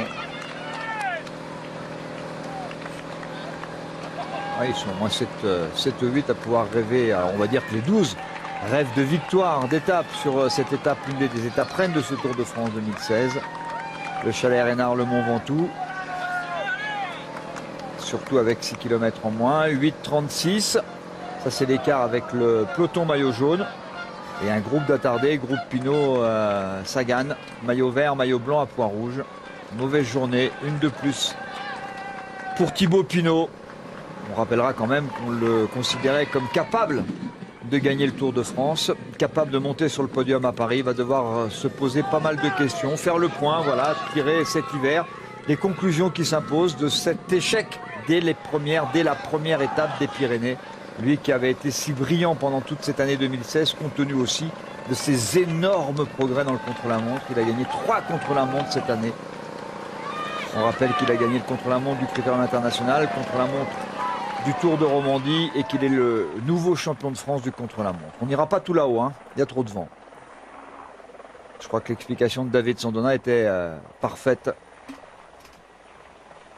Alors le Ventoux a été le théâtre de moments dramatiques. On se souvient de la mort de Tom Simpson en 1967, mais aussi quelquefois de moments un peu tragicomiques comme Ferdi Kubler, ce champion suisse qui avait attaqué le Ventoux à toute vitesse. Gemignani lui avait dit « Attention Ferdi, le Ventoux n'est pas un col comme les autres » et Kubler lui avait répondu « Oui, mais Ferdi, pas un coureur comme les autres ». Il avait essuyé ensuite une grosse défaillance. Ouais, le vent, il pèse aujourd'hui comme hier il a pesé sur l'étape vers Montpellier. Aujourd'hui il pèse dans cette étape amputée de 6 km, étape du Mont Ventoux, avec l'équipe Bora pour mener le train. Alors que Rui Costa vient d'être lâché. On va regarder, il y a un gros groupe de lâchés me semble-t-il, Nicolas G. Et ça y est, ça casse justement à cause du vent, de ce vent qui vient de la gauche, et on fait des vagues même sur la moto. Les coureurs, je vous en parle pas, et en effet de nombreux coureurs distancés. Romain Sicard devant nous, Diego Rosa vient de lâcher prise, tout comme Tony Galopin avec Alexis Goujard, Tom Yelle-Slagter. J'aperçois également le Suisse Fabian Cancellara, je crois que c'est lui en effet. Bref, déjà allez, une trentaine de coureurs là qui viennent de lâcher prise, Thierry. Oui, ceux qui sont rentrés sur le ralentissement tout à l'heure étaient en sursis. Ils ont été lâchés une première fois. Quand on traîne en queue de peloton, c'est qu'on n'est pas au mieux. Et quand il y a du vent de travers, on est en sursis. Quand ça accélère à nouveau, on est à nouveau lâché. En plus, le Ventoux arrive. Donc, bien sûr, pour beaucoup de coureurs, il n'y a pas du tout d'ambition de pouvoir espérer un résultat. Et on préfère se relever, faire gros péto. Alors qu'André Greipel, comme prévu, est en train de revenir. Brian Cocard ici, rejoint à l'instant même par l'équipe Trek, le travail de l'équipe Trek. Fabian Cancellara, il est devant me semble-t-il. Voici le peloton qui vient donc de rejoindre Brian Cocard. Un homme en tête, Cédric, toujours le champion d'Allemagne, André Greipel, mais ses compagnons d'échappée sont en train de revenir. Pour l'instant, c'est toujours l'échappée du jour. Ça commence à sentir vraiment bon pour être la bonne échappée. L'homme victorieux aujourd'hui au Ventoux en 2016. Et sans doute devant vous, Cédric. Absolument, un André Greipel qui ne va pas tarder à voir revenir le groupe Navarro, emmené toujours par Cyril Lemoine, qui effectue un travail remarquable ici au pied du Mont Ventoux. La route qui commence à s'élever de plus en plus, et le vent qui est légèrement latéral. Alors c'est vrai que si on regarde les coureurs qui composent ce groupe, il y a probablement Serge Pauwels, Daniel Navarro et peut-être Daniel Teclemanot qui figurent parmi les grands favoris du jour. Alors que j'ai vu un coureur de l'équipe Astana s'arrêter, je me méfie avec Fabio Aru. Il a changé de vélo 3 fois. On va aller voir avec Nicolas à droite de la route dans la traversée de Bédouin, je crois, pour le peloton. C'est un autre Italien, et il s'agit de Vincenzo Nibali, Thierry, là, qui... alors je ne sais pas si c'est une crevaison ou s'il n'est pas bien. Non, c'est une crevaison, il attend sa voiture et sa voiture ne vient pas, et donc l'Italien là qui attend et qui se relève et qui perd énormément de temps là. Voilà, l'attaque boomerang de André Greipel, je pars devant et d'un coup je reviens encore plus vite. Attention, poussez-vous, je suis de retour. Normal, c'est pas un grimpeur, c'est un sprinter, André Greipel. Voilà, les deux sprinteurs de l'échappée du jour, Brian Cocard et André Greipel, viennent d'être lâchés, désormais échappés du jour avec 11 coureurs. Et le travail de Trek Zegafredo, l'équipe américaine pour Bauke Mollema. Julien Alaphilippe ici découvre le Tour de France, le jeune coureur français. Ouais, il est cuit, Nico, il est cuit. Il est cuit, oui, et il ne verra pas le Ventoux avec le maillot jaune et avec Nairo Quintana, mais il sourit quand même, et il va essayer maintenant de rentrer comme il le peut. Juste pour vous dire aussi que Vincenzo Nibali attend toujours sa voiture. Ah ouais, bon, c'est pas grave au niveau du classement général, il est loin, mais bon, s'il avait des envies de victoire d'étape aujourd'hui, enfin de toute façon ça me paraît un peu râpé pour le peloton qui pour l'instant ne s'explique pas. On a vu Cédric à l'avant. Le groupe n'est plus que de 10 coureurs puisque Ilio Kess, le coureur belge, vient d'être distancé. Absolument, Ilio Kess pour la formation Ethics Quick-Step, incapable de suivre le rythme. C'est vrai qu'André Greipel est un sprinter et Ilio Kess est habitué aux 6 jours, donc c'est pas forcément leur terrain de prédilection. Il n'y a plus beaucoup de 6 jours, en France on n'en a plus, c'est quand même un regret qu'on peut avoir. L'équipe Trek pour maintenir à l'avant son leader, Bauke Mollema, avec Jesper Stuyven, le héros malheureux de l'étape de Cherbourg, repris à 450 mètres de l'arrivée. Et puis Fabian Cancellara qui font l'effort sur ce long faux plat qui nous mène jusqu'au pied du Mont Ventoux. Alors que la tête de course va pas tarder à passer sous le panneau indiquant début de la montée. Ça grimpe déjà, mais pour l'instant c'est pas encore la montée officielle. Ah ben tiens. On n'y est pas encore, ça va pas tarder. Ouais, là c'est la tête de course qui a au panneau indiquant les 10 derniers kilomètres de cette étape. C'est donc le pied du col. Le pied du Ventoux, normalement c'est 16, aujourd'hui ce sera 10. On s'arrête au chalet, petite collation et on redescend pour préparer le contre-la-montre. Je vous rappelle que demain, nous avons rendez-vous pour le premier contre-la-montre de ce Tour de France. Il y en a 2. Et voici le pied du col, le pied de la montée, 9 km 800. Et là, dès ce virage à gauche, on change de braquet. La pente est supérieure à 10%. On va voir des coureurs reculés dans ce groupe. À la limite, la Chris Anker Sørensen, le coureur danois, plus que limite sur cette accélération. Il y a tout de suite une accélération de Cyril Lemoine là, à l'avant de ce groupe de 10, mais bientôt plus que 9 coureurs qui va fendre la foule. C'est le final sur le Mont Ventoux. L'arrivée au chalet Reynard et Chris Anker Sørensen vient de sauter. Cyril Lemoine aussi. Ils ne sont plus que 8, Cédric. Oui, ça y est, cette fois c'est parti, la pente est beaucoup plus importante et accélération de Thomas de Gendt en tête de groupe avec une foule considérable ici et des coureurs qui peinent bien sûr parce que les jambes commencent à se faire lourd. Et Thomas de Gendt pour l'instant, c'est limite désormais pour Van Mark, Seb Van Mark, spécialiste des classiques, ouais, c'est pas le Tour des Flandres. Hein. Sylvain Chavanel, il a plus les jambes de ses 20 ans, hein, c'est normal aussi. Non plus. Steph Clément, c'est un peu une déception. Et habituellement, ces derniers temps d'ailleurs, et notamment sur le critérium du Dauphiné, il grimpait pas mal. En danseuse, Sylvain Chavanel pour tenter de recoller. Il peut recoller là, il aperçoit le groupe. Steph Clément ne pourra pas, Sylvain peut-être. Ça va être difficile. Ah non, enfin, même s'il recolle, on sent bien qu'il est quand même à la limite là, Sylvain Chavanel. Je ne pense pas qu'il ait les moyens de pouvoir gagner cette étape aujourd'hui. Hein. Et difficile de savoir où sont les coureurs tant la foule est dense et s'est approchée de chaque coureur. Faites attention sur le bord de route à chaque fois que vous allez les encourager. Sylvain Chavanel, voilà, en train de lâcher prise. C'est la victoire d'étape qui se joue ici. 7 minutes d'avance sur le peloton.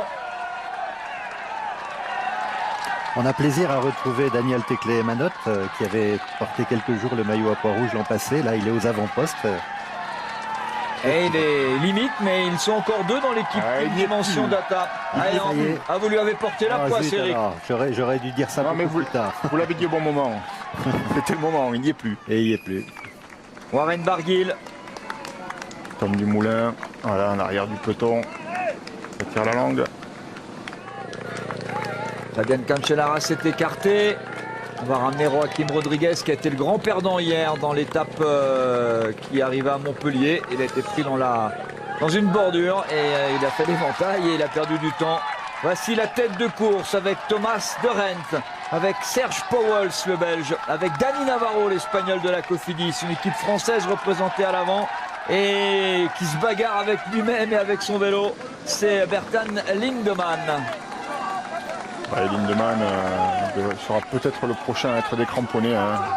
C'est logique, donc on va retrouver les 3 meilleurs grimpeurs dans cette échappée et prendre les devants. L'ancien maillot jaune, Greg Van Avermaet, distancé comme Michael Schaer, le coureur suisse que l'on a vu à l'avant du peloton pour l'équipe BMC. Pierre Rolantien qui attaque au pied de l'ascension du Ventoux. On n'est pas encore réellement dans la montée, dans la partie difficile. C'est un signe, ça veut dire aussi que ça ne roule pas très vite à cet endroit. Pierre Roland qui est complètement râpé sur le côté gauche. Il a essayé d'éviter une chute alors qu'il était victime d'une crevaison lente de sa roue arrière. Malheureusement, il a râpé un mur en pierre. Et donc il est bien éraflé de partout. Il est même obligé de couper ses gants pour laisser apparaître les plaies, pour ne pas être trop gêné. Ça a été 2 jours compliqués après sa chute dimanche à Arcalis. Il a eu du mal à remettre en route. Il est là, Pierre Roland, qui avait réussi un début de tour parfait jusqu'à cette chute, malheureusement, aléa d'un incident mécanique.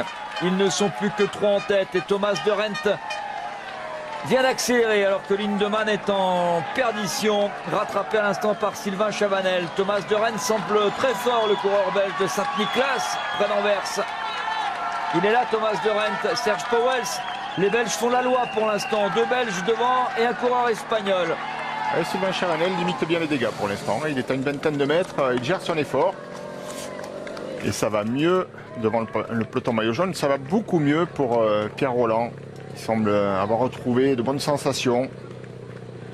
Les Sky ont repris le rythme du peloton, en tout cas sont à l'avant du peloton. Nairo Quintana dans la roue, il n'arrive pas à creuser le trou. Pierre Rolland dans la roue de Christopher Froome, Nairo Quintana. Peloton maillot jaune qui perd des éléments au fur et à mesure, Nicolas. Ah, c'est Valverde là. Hein. Oui, en effet, Thierry vient de voir Pierre-Luc Perrichon, vient de voir Stetina pour également. On a vu Cancellara, je l'avais annoncé un peu trop tôt tout à l'heure, je m'en excuse. Cyril Gauthier là sur la droite de la route qui lâche également, et je crois apercevoir Michael Cherel tout comme Ben Gastauer. Ce sont des équipiers en moins pour Romain Bardet. Ouais, Frank Schleck ici, le coureur le luxembourgeois de l'équipe Trek Zekafredo, mais bon. Là, on n'est plus grand Franck, pas tout à fait en tout cas. Bien sûr, c'est important d'avoir des coéquipiers autour de soi, et surtout si on a le maillot jaune d'ailleurs, hein, pour essayer d'éviter d'être attaqué par les adversaires directs. On impose un rythme, celui qui combine en maillot jaune, ça déstabilise un peu l'adversaire. On le remarque, hein, jour après jour, pas grand monde n'est vraiment motivé. D'ailleurs, on a remarqué aussi que c'était bien souvent Sergio Henao, le premier à lancer les hostilités dans le dernier col, hein, un coéquipier de Christopher Froome. Pierre Rolland rentre dans le rang. 3 hommes en tête et Sylvain Chavanel, Cédric Vasseur juste derrière le trio de tête. Et il revient même. Absolument Sylvain Chavanel qui a bien géré sa montée, qui revient sur le trio de tête, et vous n'allez pas tarder à voir revenir Lederman et puis Steph Kleeman qui sont quelques mètres derrière les 4 hommes. C'est vrai qu'il faut être capable de bien gérer cette ascension. En tout cas, Sylvain Chavanel était un petit peu dans le dur au pied, et là il est en train de se refaire la santé. Ouais, mais là il craque de nouveau. On l'écoute Sylvain Chavanel. Ce matin au départ, c'est avec Claude Aymar. Ouais, bah ça monte quand même 10 km à 9% de moyenne, donc ça reste un col très très difficile. Les 6 derniers, c'est pas forcément les plus durs, mais ça va partir en costaud, en tout cas sur le plat, donc ça peut pas me désavantager le début de course. Après, si c'est que des bons bourrins devant, peut-être que je ferai partie des meilleurs grimpeurs aux avant-postes, donc je vais essayer enfin toute l'équipe Direct Energy va essayer d'aller dans les attaques. Oui, c'était bien vu. Hein. Il a l'expérience, Sylvain. Il a su saisir la bonne échappée. Thomas de Rent lâche prise en tête de course. Il en a fait beaucoup. Hein. C'est lui qui a imprimé le rythme, qui a changé de rythme dès que la pente est devenue plus sévère. Il paie l'addition maintenant.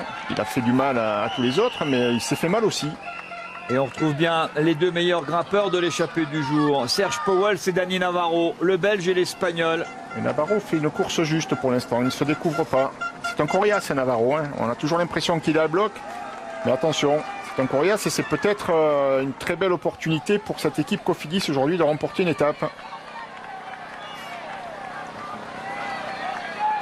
Serge Pauwels, révélation du Tour l'an dernier, du Tour 2015. Dani Navarro, vainqueur d'étape sur le Tour d'Espagne notamment, le leader de cette équipe Cofidis. Peut-être, allez, on va se contenter peut-être d'une victoire française, d'une équipe française, un 14 juillet, faute d'avoir une victoire d'un coureur français. Pour l'instant, Navarro ne passe pas. Peut-être un petit peu à l'ouvrage. Les apparences peuvent être trompeuses. Pauwels a insisté.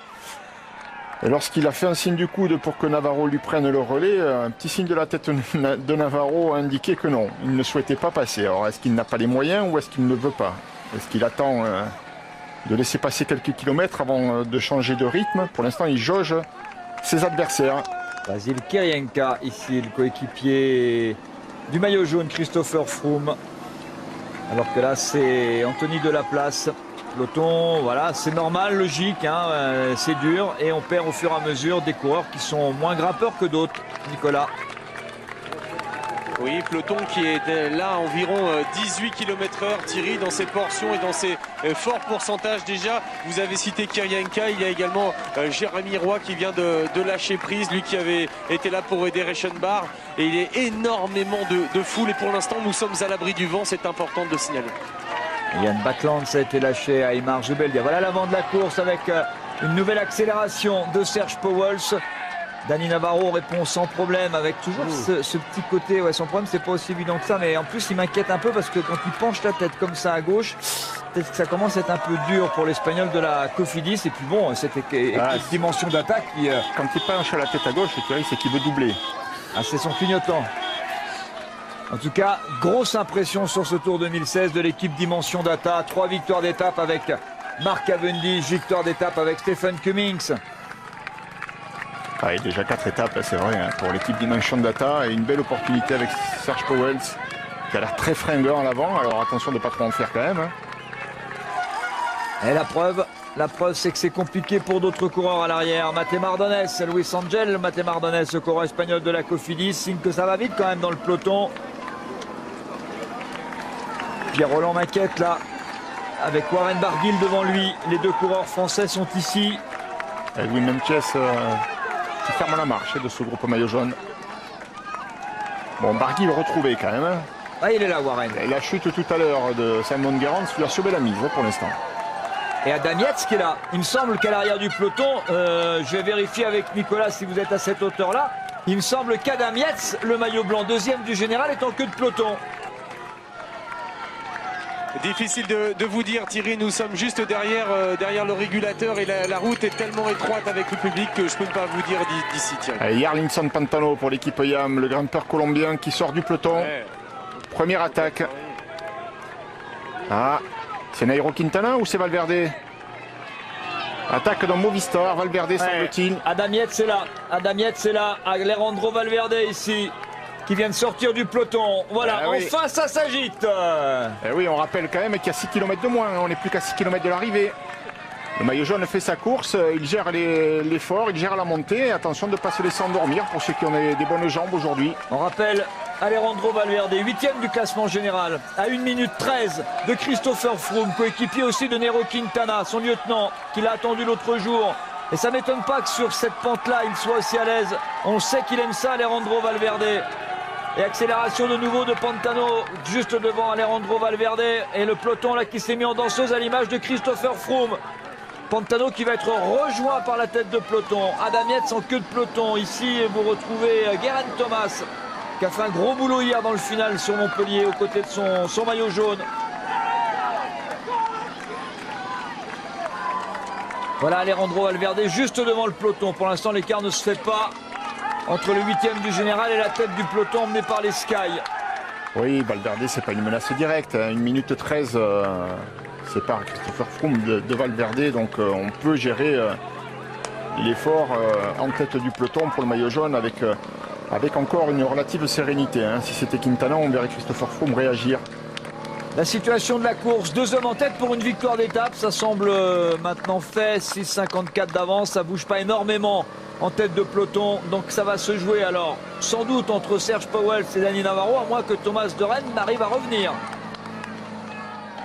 Absolument, puisque Thomas de Rennes est en train de faire une belle montée. C'est Serge Pauwels qui donne souvent le rythme ici en tête de course. Daniel Navarro se contente de suivre, mais De Gendt est à distance respectable.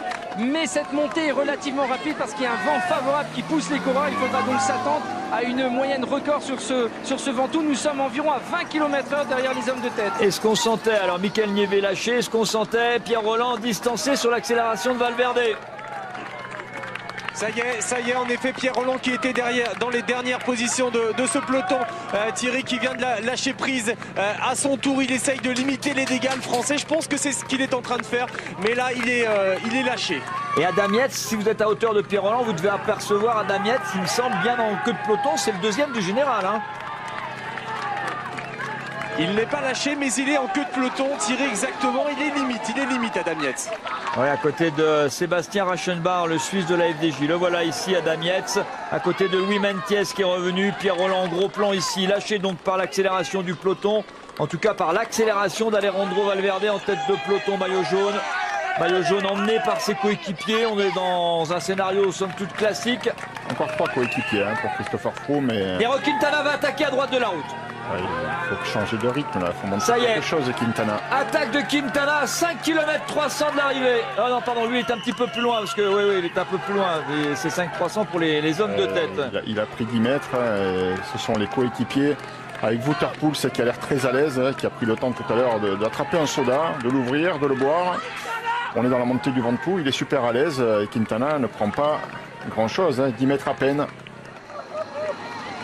Alors Dan Martin est en difficulté. Ouais, Dan Martin, le 3e du général à 31 secondes, légèrement distancé. Nicolas G. Oui, Dan Martin qui fait les frais de l'accélération du Colombien.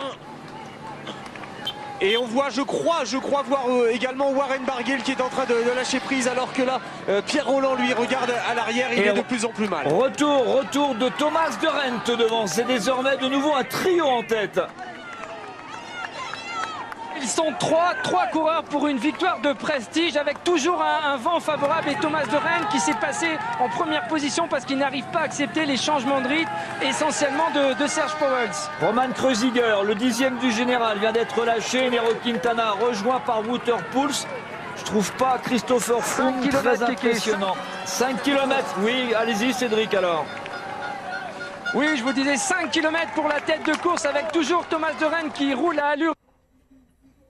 Deuxième position et Serge Pauwels qui récupère mais qui va sûrement profiter de ces pentes difficiles pour essayer de retester ses deux compagnons d'échappée.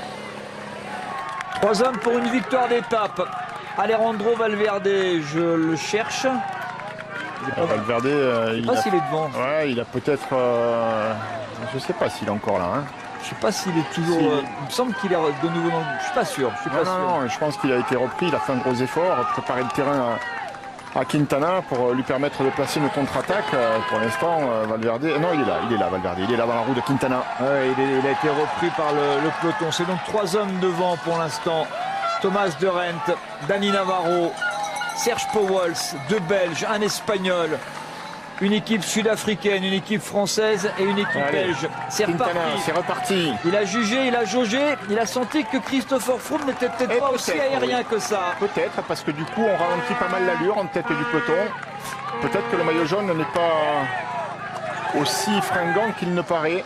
Regardez comment il est, c'est pas forcément, faut voir, hein, mais c'est peut-être pas un aussi grand jour que ça pour Christopher Froome. On se méfie, on le met au conditionnel parce que sur le critérium du Dauphiné, là, il semblait en difficulté, puis d'un coup c'est lui qui a changé de rythme. Et puis il n'y a plus que Richie Porte pour le suivre. Richie Porte d'ailleurs toujours dans la roue de Christopher Froome. Il le connaît parfaitement. Warren Barguil vient de revenir. Luis Mentiès ici. Romain Bardet aussi qui est un petit peu en queue de groupe là. Adam Yates, 2e du général. Joaquim Rodriguez, Fabio Aru, TJ Van Garderen. Reste beaucoup de monde dans le peloton maillot jaune. Froome dans la roue de Quintana. Wouter Poels qui fait le rythme quand même. Maillot grand ouvert avec Sergio Henao dans sa roue. Pour l'instant, c'est les Sky qui ferment la porte alors qu'en tête de course, Thomas de Rennes se retourne. Dani Navarro fait la course parfaite. Serge Pauwels, c'est fort. C'est le trio avec vous, Cédric.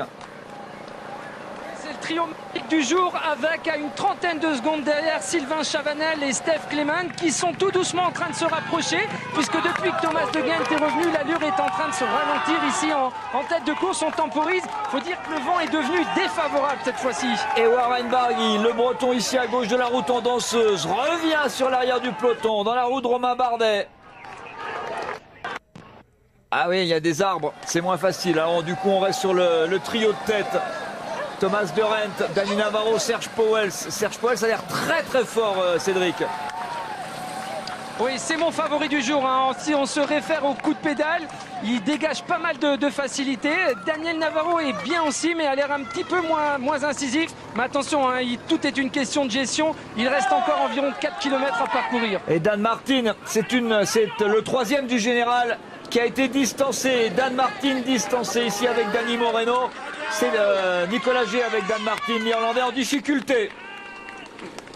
Oui, Dan Martin qui était sur le point de revenir sur le groupe maillot jaune et puis là il s'écrase un peu, l'ancien vainqueur de Liège-Bastogne-Liège avec Moreno dans sa roue qui ne passe pas et c'est bien normal, il a d'autres intérêts, mais c'est vrai que le 3e du général là est en train de perdre gros et Roman Kreuziger à une cinquantaine de mètres devant lui, 10e du général, lui aussi en difficulté, Thierry. Les 3 hommes de tête, on n'oubliera pas que c'est l'équipe Etix, l'équipe de Dan Martin qui tout à l'heure, s'il n'y avait pas eu la chute, avait fait le tempo, le travail et qui avait explosé le peloton. Hein. Eh oui, mais voilà, le leader pour l'instant, Dan Martin, est en difficulté. Alors, il lutte pour essayer de limiter les dégâts, mais il va perdre du terrain, c'est une évidence. Alors que devant, le trio se neutralise un tout petit peu. Thomas de Gendt, à 4 km, insiste. Thomas de Gendt, il sait que la victoire est toujours possible. Et puis si elle était là, cette victoire elle lui permettrait de reprendre le maillot blanc à poids rouge de meilleur grimpeur. Hein. Il y a 50 points au sommet pour celui qui remporte l'étape. Il en compte 41 de retard sur Thibaut Pinot, classement général du Grand Prix de la Montagne. Et regardez Wouter Poels qui se retourne pour donner un bidon à Sergio Henao. On a acheté son bidon. On est assez tranquille en tête de course. Dan Martin qui aperçoit le peloton maillot jaune. Pour l'instant, il n'y a pas trop de dégâts pour l'Irlandais qui va revenir sur Roman Kreuziger. Avec ici Dani Moreno. coéquipier de Nairo Quintana. Mais pour l'instant, le Ventoux ne nous donne pas le spectacle attendu, en tout cas la grande bagarre attendue, le mano à mano peut-être Quintana-Froome. Pour l'instant, eh bien, les 10 premiers du général sont ensemble, ou presque, il manque Kreuziger quand même. On a vu Quintana sortir de sa réserve, c'est la première fois qu'on le voit depuis le début de ce tour. Il y a de l'intention, ça manque d'efficacité. Je n'ai pas le sentiment qu'un coureur soit supérieur aux autres. Christopher Froome est le leader dans ce tour. Il a une avance qui n'est pas non plus extraordinaire. Il a une très bonne équipe autour de lui qui lui permet de bien gérer cet effort, de bien maintenir le calme dans ce groupe des favoris. Mais on n'a pas le sentiment que Quintana ou quiconque d'autre soit capable de le mettre en difficulté. Voilà, dans la roue ici de Dan Martin, légèrement distancé. Il va revoir Roman Kreuziger, aperçoit toujours, bon il perd un peu de temps, pour l'instant il est en train de perdre sa 3e place, au profit notamment de Nairo Quintana, alors qu'on revient sur les 3 devant et l'attaque de Thomas de Rent, qui va répondre sans doute Serge Powell, Cédric. Ouais, incroyable, Thomas de Gendt s'était replacé en 3e position, il a jugé, il a regardé ses 2 adversaires, il a porté une attaque, il a quelques mètres d'avance et c'est Serge Powell qui fait l'effort. J'ai l'impression que Daniel Navarro marque un peu le pas. Oui, il était coincé entre 2 Belges, l'Espagnol là, et ça coince maintenant. Thomas de Rent, il nous refait le coup qu'il avait fait au Tour d'Italie, hein, parce qu'il avait gagné une étape de montagne magique sur le Tour d'Italie. Tour d'Italie où il avait terminé 3e, 2012, l'arrivée au Stelvio.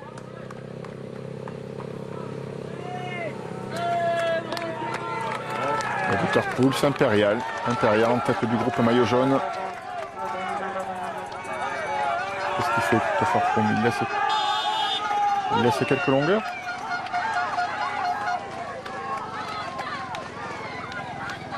Ce serait peut-être intéressant pour Nairo Quintana d'attaquer une 2e fois. D'essayer de se voir. Je suis pas sur le vélo, hein. Ok, d'accord. Mais bon. Oui. Même 3, il peut essayer. Bien sûr, il n'y a que lui pour l'instant qui a vraiment essayé. Dan Martin qui a rattrapé Roman Kreuziger. Il aperçoit, Nicolas, il aperçoit vraiment le peloton maillot jaune. Ah, oui, à 150 mètres entre les deux et Dan Martin qui se bat depuis tout à l'heure là en danseuse et qui revient et qui assure le rythme. Si ça n'attaque pas devant, il va pouvoir revenir. Il va falloir voir, lui qui a toujours un jour sans en haute montagne, et bien là il est en train de limiter les dégâts. Il va revenir sur Sébastien Reichenbach de la FDJ. Et bras de fer belge en tête de course, Cédric. Un bras de fer belge avec des coureurs à la limite, probablement très proche des 180-190 pulsations cardiaques, avec un Daniel Navarro qui continue de céder du terrain et probablement aujourd'hui une victoire belge à moins de 3 km du sommet de l'arrivée. Et attaque de Rodriguez. Et Christopher Froome qui ne réagit pas. J'ai l'impression qu'il n'est pas super, Christopher Froome quand même. Warren Barguil lâché à l'instant même, fait un peu l'élastique aujourd'hui. Warren, le breton, s'accroche, va essayer de perdre le moins de temps possible. Non, il fait une belle montée du Ventoux pour son 2e Tour de France. Warren Barguil, l'homme d'Azinzac-le-Christ, pas très loin de Plouay où nous serons à la fin du mois d'août. Voilà le peloton maillot jaune. Il a reculé Christopher Froome un petit peu, il n'est plus dans la roue de ses coéquipiers. Il a reculé Christopher Froome, attention, il est peut-être pas super aujourd'hui. Il est dans son style qu'on lui connaît parfois et c'est pour ça que je serais... Alors Richie Porte le connaît bien, s'il voulait, bon, mais je suis pas sûr qu'il veuille vraiment des fois que c'est Richie Porte. Il m'étonne parfois, c'est que c'était quand même les 2 grands potes dans l'équipe la Sky l'an dernier. TJ Van Garderen, l'autre leader, le co-leader de l'équipe BMC, là en tête de course. Il est fort Thomas de Rent, hein. On sait qu'il est capable de gagner des étapes magiques, il l'avait fait, je le disais, Cédric au Giro, hein. Il est en train de passer la vitesse supérieure avec un Serge Powell qui commence lui à toxiner, à bouger encore un peu plus sur le vélo. Thomas de Gendt qui profite de ce vent favorable, mais Powell n'a pas dit son dernier mot. Il essaie de rester au contact, mais c'est difficile. Par contre, pour Daniel Navarro, c'est fini. Wouter Poels, pour l'instant, regardez, il continue d'être un peu derrière. Thierry, oui, moi, c'est quand même une image qui me marque. Bien sûr, rien d'alarmant outre mesure, mais quand même, on a toujours vu Christopher Froome directement dans la roue de ses coéquipiers. Là, il est 3-4 places derrière. Il n'a pas l'air si aérien que ça aujourd'hui. J'ai l'impression qu'il est bien content d'avoir deux coéquipiers qui pour l'instant arrivent à lui sauver la mise sur cette montée. Et s'il en a les moyens, Nairo Quintana, après avoir jaugé Chris Froome, je suis sûr que s'il se met en danseuse et qu'il a les moyens de partir, il peut reprendre du temps aujourd'hui à Christopher Froome. Peut-être, il faut oser. 4 km, ça permet de faire des écarts. Allez, monsieur Quintana, enflammez-nous le Tour de France. Il n'y a pas que Quintana, il y a Richie Porte, il y a Van Garderen, il y a les autres aussi, Rodriguez a essayé. Ça loin d'être évident pour tous. Regardez, il a parlé dans son micro, Christopher Froome. Je crois qu'il essuie peut-être un petit moment de fatigue.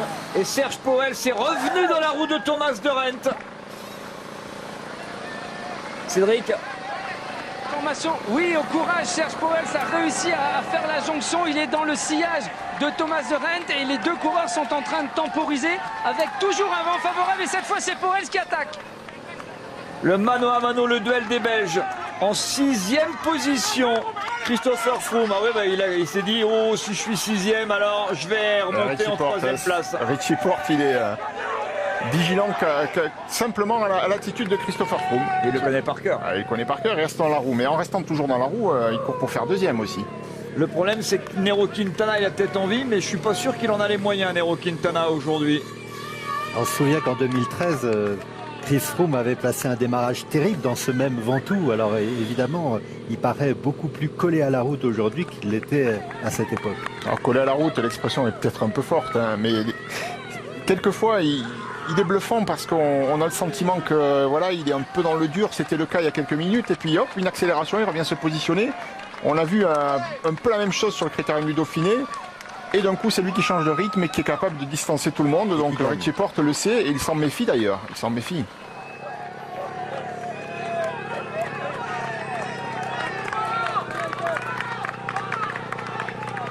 Alors qu'André Greipel, Cyril Lemoine, dans l'échappée du jour, sont revus. Greipel, il est revu à 3 km et demi de l'arrivée par le peloton maillot jaune. Il n'a pas souvent assisté à ce genre de scénario, André Greipel. Être à 3 km de l'arrivée à côté du maillot jaune, ça lui est pas arrivé beaucoup. Romain Bardet, très bien. Il a senti qu'il était un peu en queue de ce peloton maillot jaune. S'est mis en danseuse pour venir. Ah ouais, non mais... Du coup, c'est Richie Porte qui le connaît par cœur, Nairo Quintana aussi. Romain Bardet a bien fait de revenir au bon moment, parce que sinon... Il nous a bluffé. Il a bluffé tout le monde. Ça, il a fait un petit coup de bluff. Je suis pas super, je recule un petit peu, peut-être pour mieux voir à quel niveau de fraîcheur étaient ses adversaires. Et c'est dur de revenir. On revient sur ceux qui étaient dans l'échappée, comme Ilio Case. Voilà le maillot jaune, le patron du Tour, qui semblait être moins facile, moins à l'aise. Qui se retourne, il sent que là il peut faire une grosse différence et là d'un seul coup, voilà la machine Froome en marche. Il a vu qu'il ne restait plus personne, tiens, Quintana est lâché. Il a vu qu'il ne restait que Richie Porte dans sa roue. Quintana en difficulté. Romain Bardet fait l'effort là pour revenir dans la roue de Fabio Aru. Fabio Aru qui est sorti du peloton pour revenir sur le maillot jaune. Christopher Froome qui, comme c'était le cas en 2013, va se servir de ces pentes du Ventoux, même si on ne va pas jusqu'au sommet, pour asseoir sa place de leader. En tout cas, Nairo Quintana n'est pas aussi fort sur ce tour que Christopher Froome. Et c'est son pote qui est aussi fort que lui. C'est celui qui était son coéquipier de luxe. C'est celui qui était son modèle dans l'équipe Sky l'an dernier, qui peut l'accompagner. Richie Porte, alors que Fabio Aru tente de revenir avec dans sa roue Romain Bardet. Il y a aussi Bauke Mollema. Il n'y a pas grands écarts de creuser, mais bon, petit, plus petit, plus petit, ça va finir par faire un grand écart au classement général. Ouais, mais vous savez, quand on a changé de rythme à 2 ou 3 reprises, comme Nairo Quintana l'a fait tout à l'heure, ça laisse des traces quand même. Et quand dans le final, c'est Froome qui attaque, on est moins frais que Richie Porte, qui lui a jamais quitté la roue de Christopher Froome, qui se contente et se dit peut-être si je suis capable de la tenir jusqu'au bout, il va me mener sur le podium.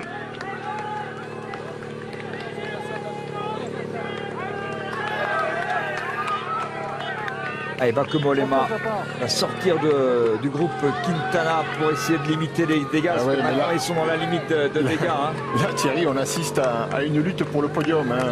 Jusque-là, il n'y a que Quintana qui a attaqué pour essayer de déstabiliser le maillot jaune. Maintenant, on s'attaque entre prétendants aux 2e et 3e places.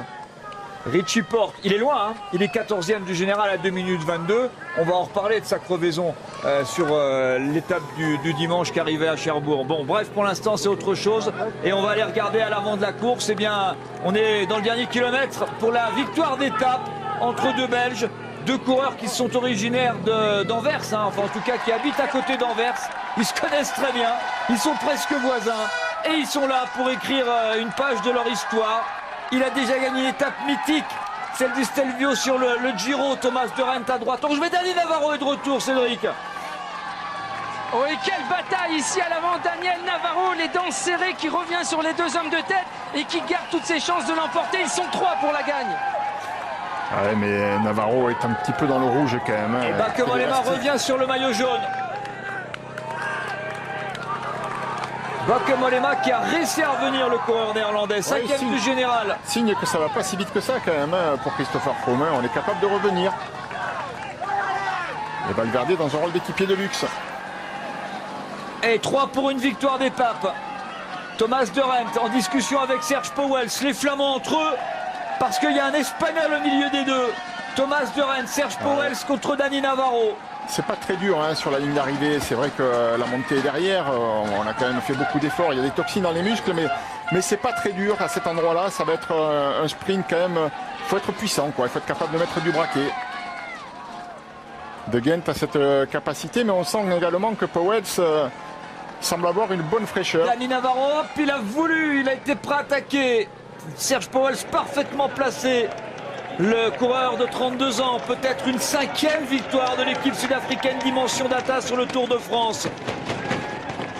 Thomas de Rent, il a déjà un énorme palmarès au niveau des victoires de prestige. Dani Navarro est lâché, c'est donc un mano à mano entre les Flamands. Il est plus fort de Ghent.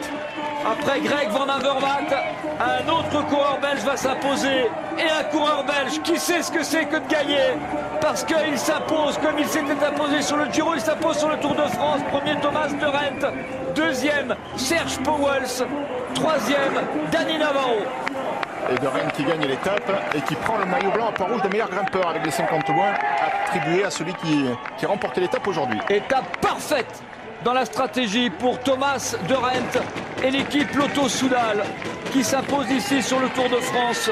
Première victoire sur le Tour de Thomas de Rent. Le coureur de Saint-Nicolas, près d'Anvers. Alors que pour la 4e place, eh bien on va retrouver Stef Clement, le néerlandais, et Sylvain Chavanel. Belle performance de Sylvain Chavanel. Il termine 5e de l'étape du Ventoux, même si l'arrivée est jugée au Chalet Reinhardt. Et on retrouve les 3 hommes, maillot jaune, Christopher Froome, Bauke Mollema, Richie Porte pour l'instant, le grand battu du jour, quoi qu'il arrive, même s'il ne perd pas énormément de temps. Le grand battu du jour est là, c'est Nairo Quintana. Derrière ce groupe-là, on va retrouver tout de suite Nicolas G. Et oui, le grand battu du jour, c'est Nairo Quintana qui est toujours dans la roue d'Alejandro Valverde qui fait un gros travail derrière. Il y a Fabio Aru, il y a Romain Bardet, il y a Adam Yates, il y a Van Garderen, il y a Rodriguez et Louis Menches. Et ce groupe n'est pas très loin, Thierry, du maillot jaune. Il a 100 mètres, 150 mètres maximum, mais il n'arrive pas à revenir et personne ne passe un relais. C'est toujours Alejandro Valverde qui mène. Et la sensation du jour, en tout cas au niveau du classement général, Bauke Mollema, devant le maillot jaune, est en train de prendre la 2e place du général. Il est en train de revenir sur Nairo Quintana, Dan Martin et Adam Yates, puisqu'il accompagne ici Christopher Froome. Et on rappellera que Bauke Mollema, alors c'est pas encore fait parce qu'il avait quand même 56 secondes de retard sur Christopher Froome, mais bon, il est avec Froome, et il avait quand même 28 secondes de retard sur Adam Yates. Donc c'est encore loin d'être fait, mais il va sans doute se replacer sur le podium. Adam Yates, il est là avec le maillot blanc. Hein. Romain Bardet aussi toujours là, le 6e du classement général, le coureur français.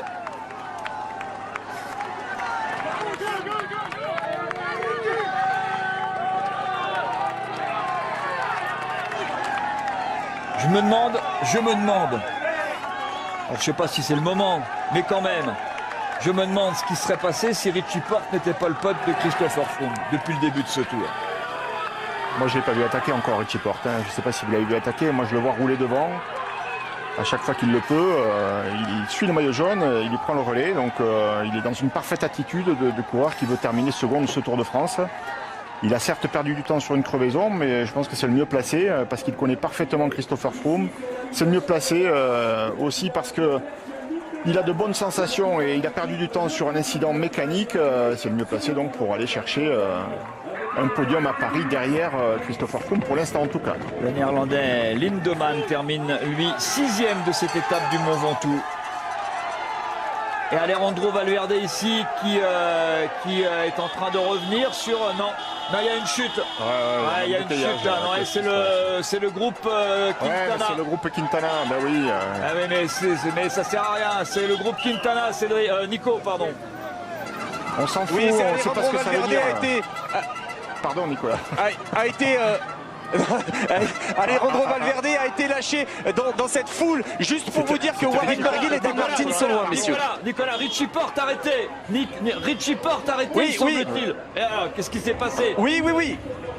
Mais je sais pas, je le vois comme vous, là, poussé par des spectateurs, visiblement. Christopher Froome a pris. Christopher Froome qui n'a plus de vélo. Christopher Froome à pied.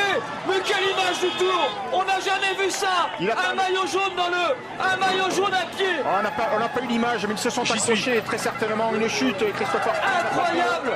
Incroyable image du Tour de France 2016. Alors là, on aura tout vu avec Christopher Froome.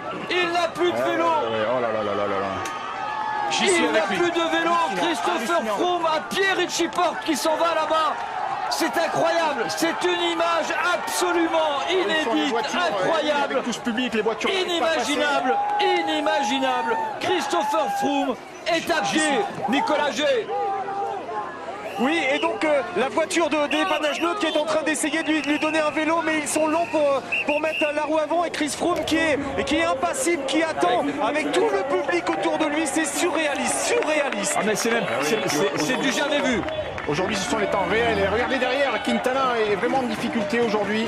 Bauke Mollema ici qui en termine. Christopher Froome va perdre son maillot jaune. Il aurait dû être là, Christopher Froome. Christopher Froome va perdre son maillot jaune. Et le voilà sur un vélo. Un vélo trop petit pour lui. C'est un vélo de Rochant, c'est un vélo qui ne va pas. Christopher Froome va perdre son maillot jaune. Bauke Mollema, peut-être maillot jaune ce soir, c'est pas encore fait. Les chronos sont déclenchés. Oui, parce que la règle des 3 km ne s'applique pas lorsqu'il s'agit d'une arrivée au sommet. Christopher Froome qui n'a pas les bonnes pédales, il ne peut pas enclencher ses chaussures dans les pédales. Incroyable. Alors que Adam Yates, c'est peut-être Adam Yates qui va être deuxième, qui va être le maillot jaune ce soir. Oui, parce qu'il y a 19 secondes d'écart, c'est Adam Yates qui va être maillot jaune. Alors que Nairo Quintana termine seulement. Quintana peut-être gêné dans l'accrochage tout à l'heure. TJ Van Garderen ici. Je pense qu'il a dû, l'image ne nous est pas parvenue, mais tiens, Froome qui s'arrête à nouveau, mais...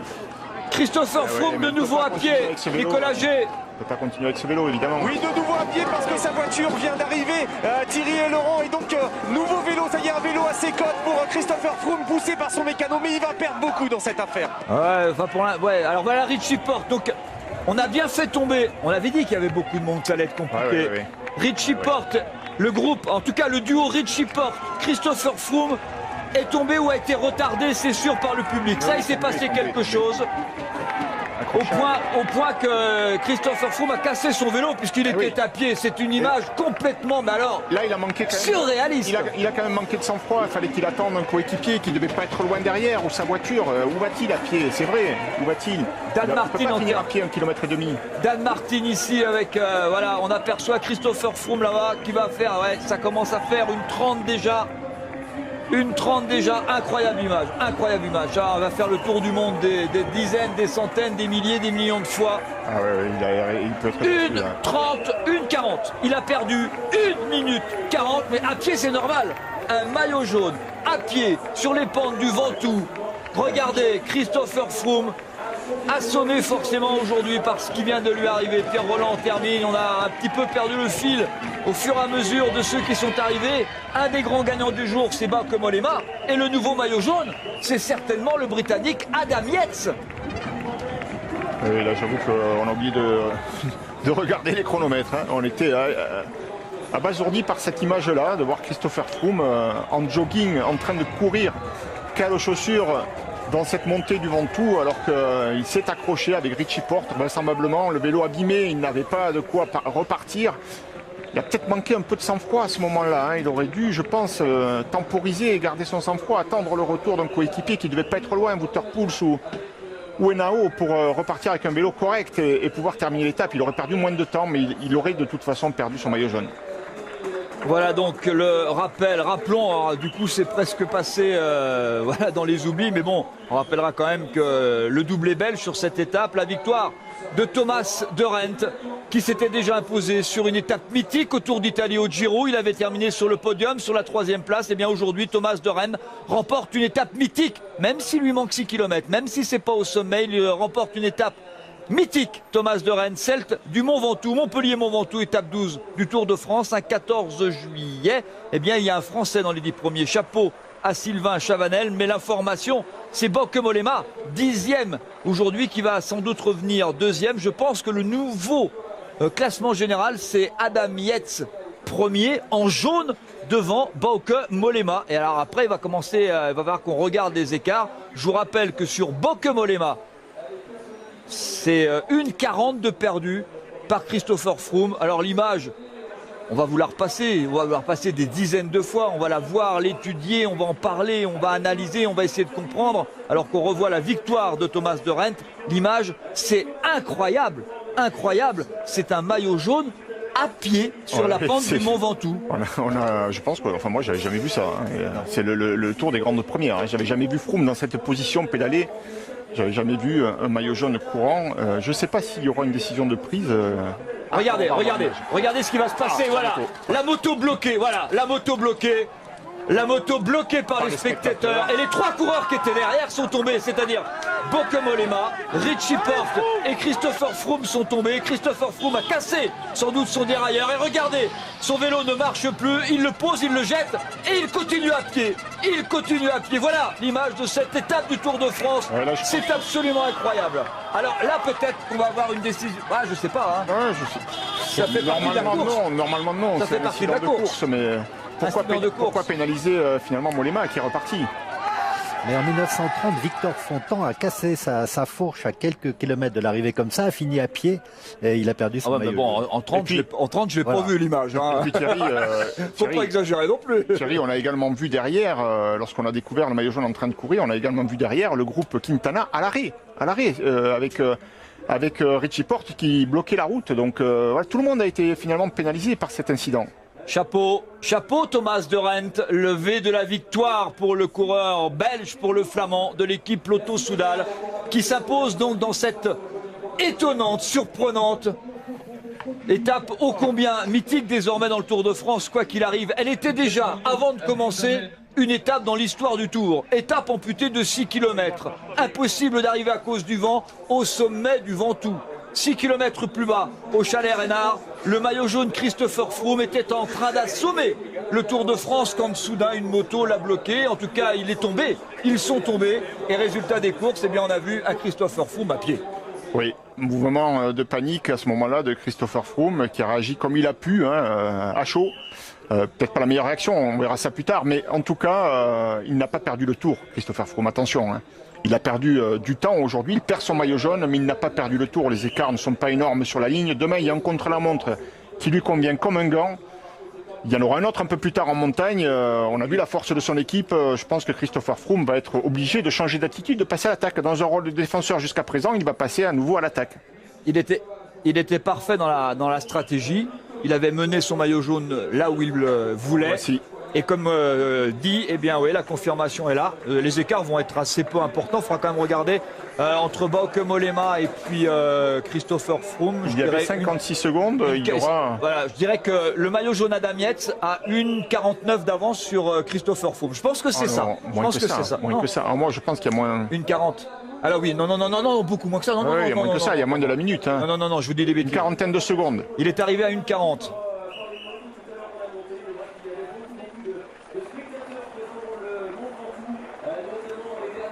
Une 12, je pense que c'est une 12. Voilà, retour sur l'arrivée des 2 coureurs flamands, Thomas de Rent et Serge Pauwels.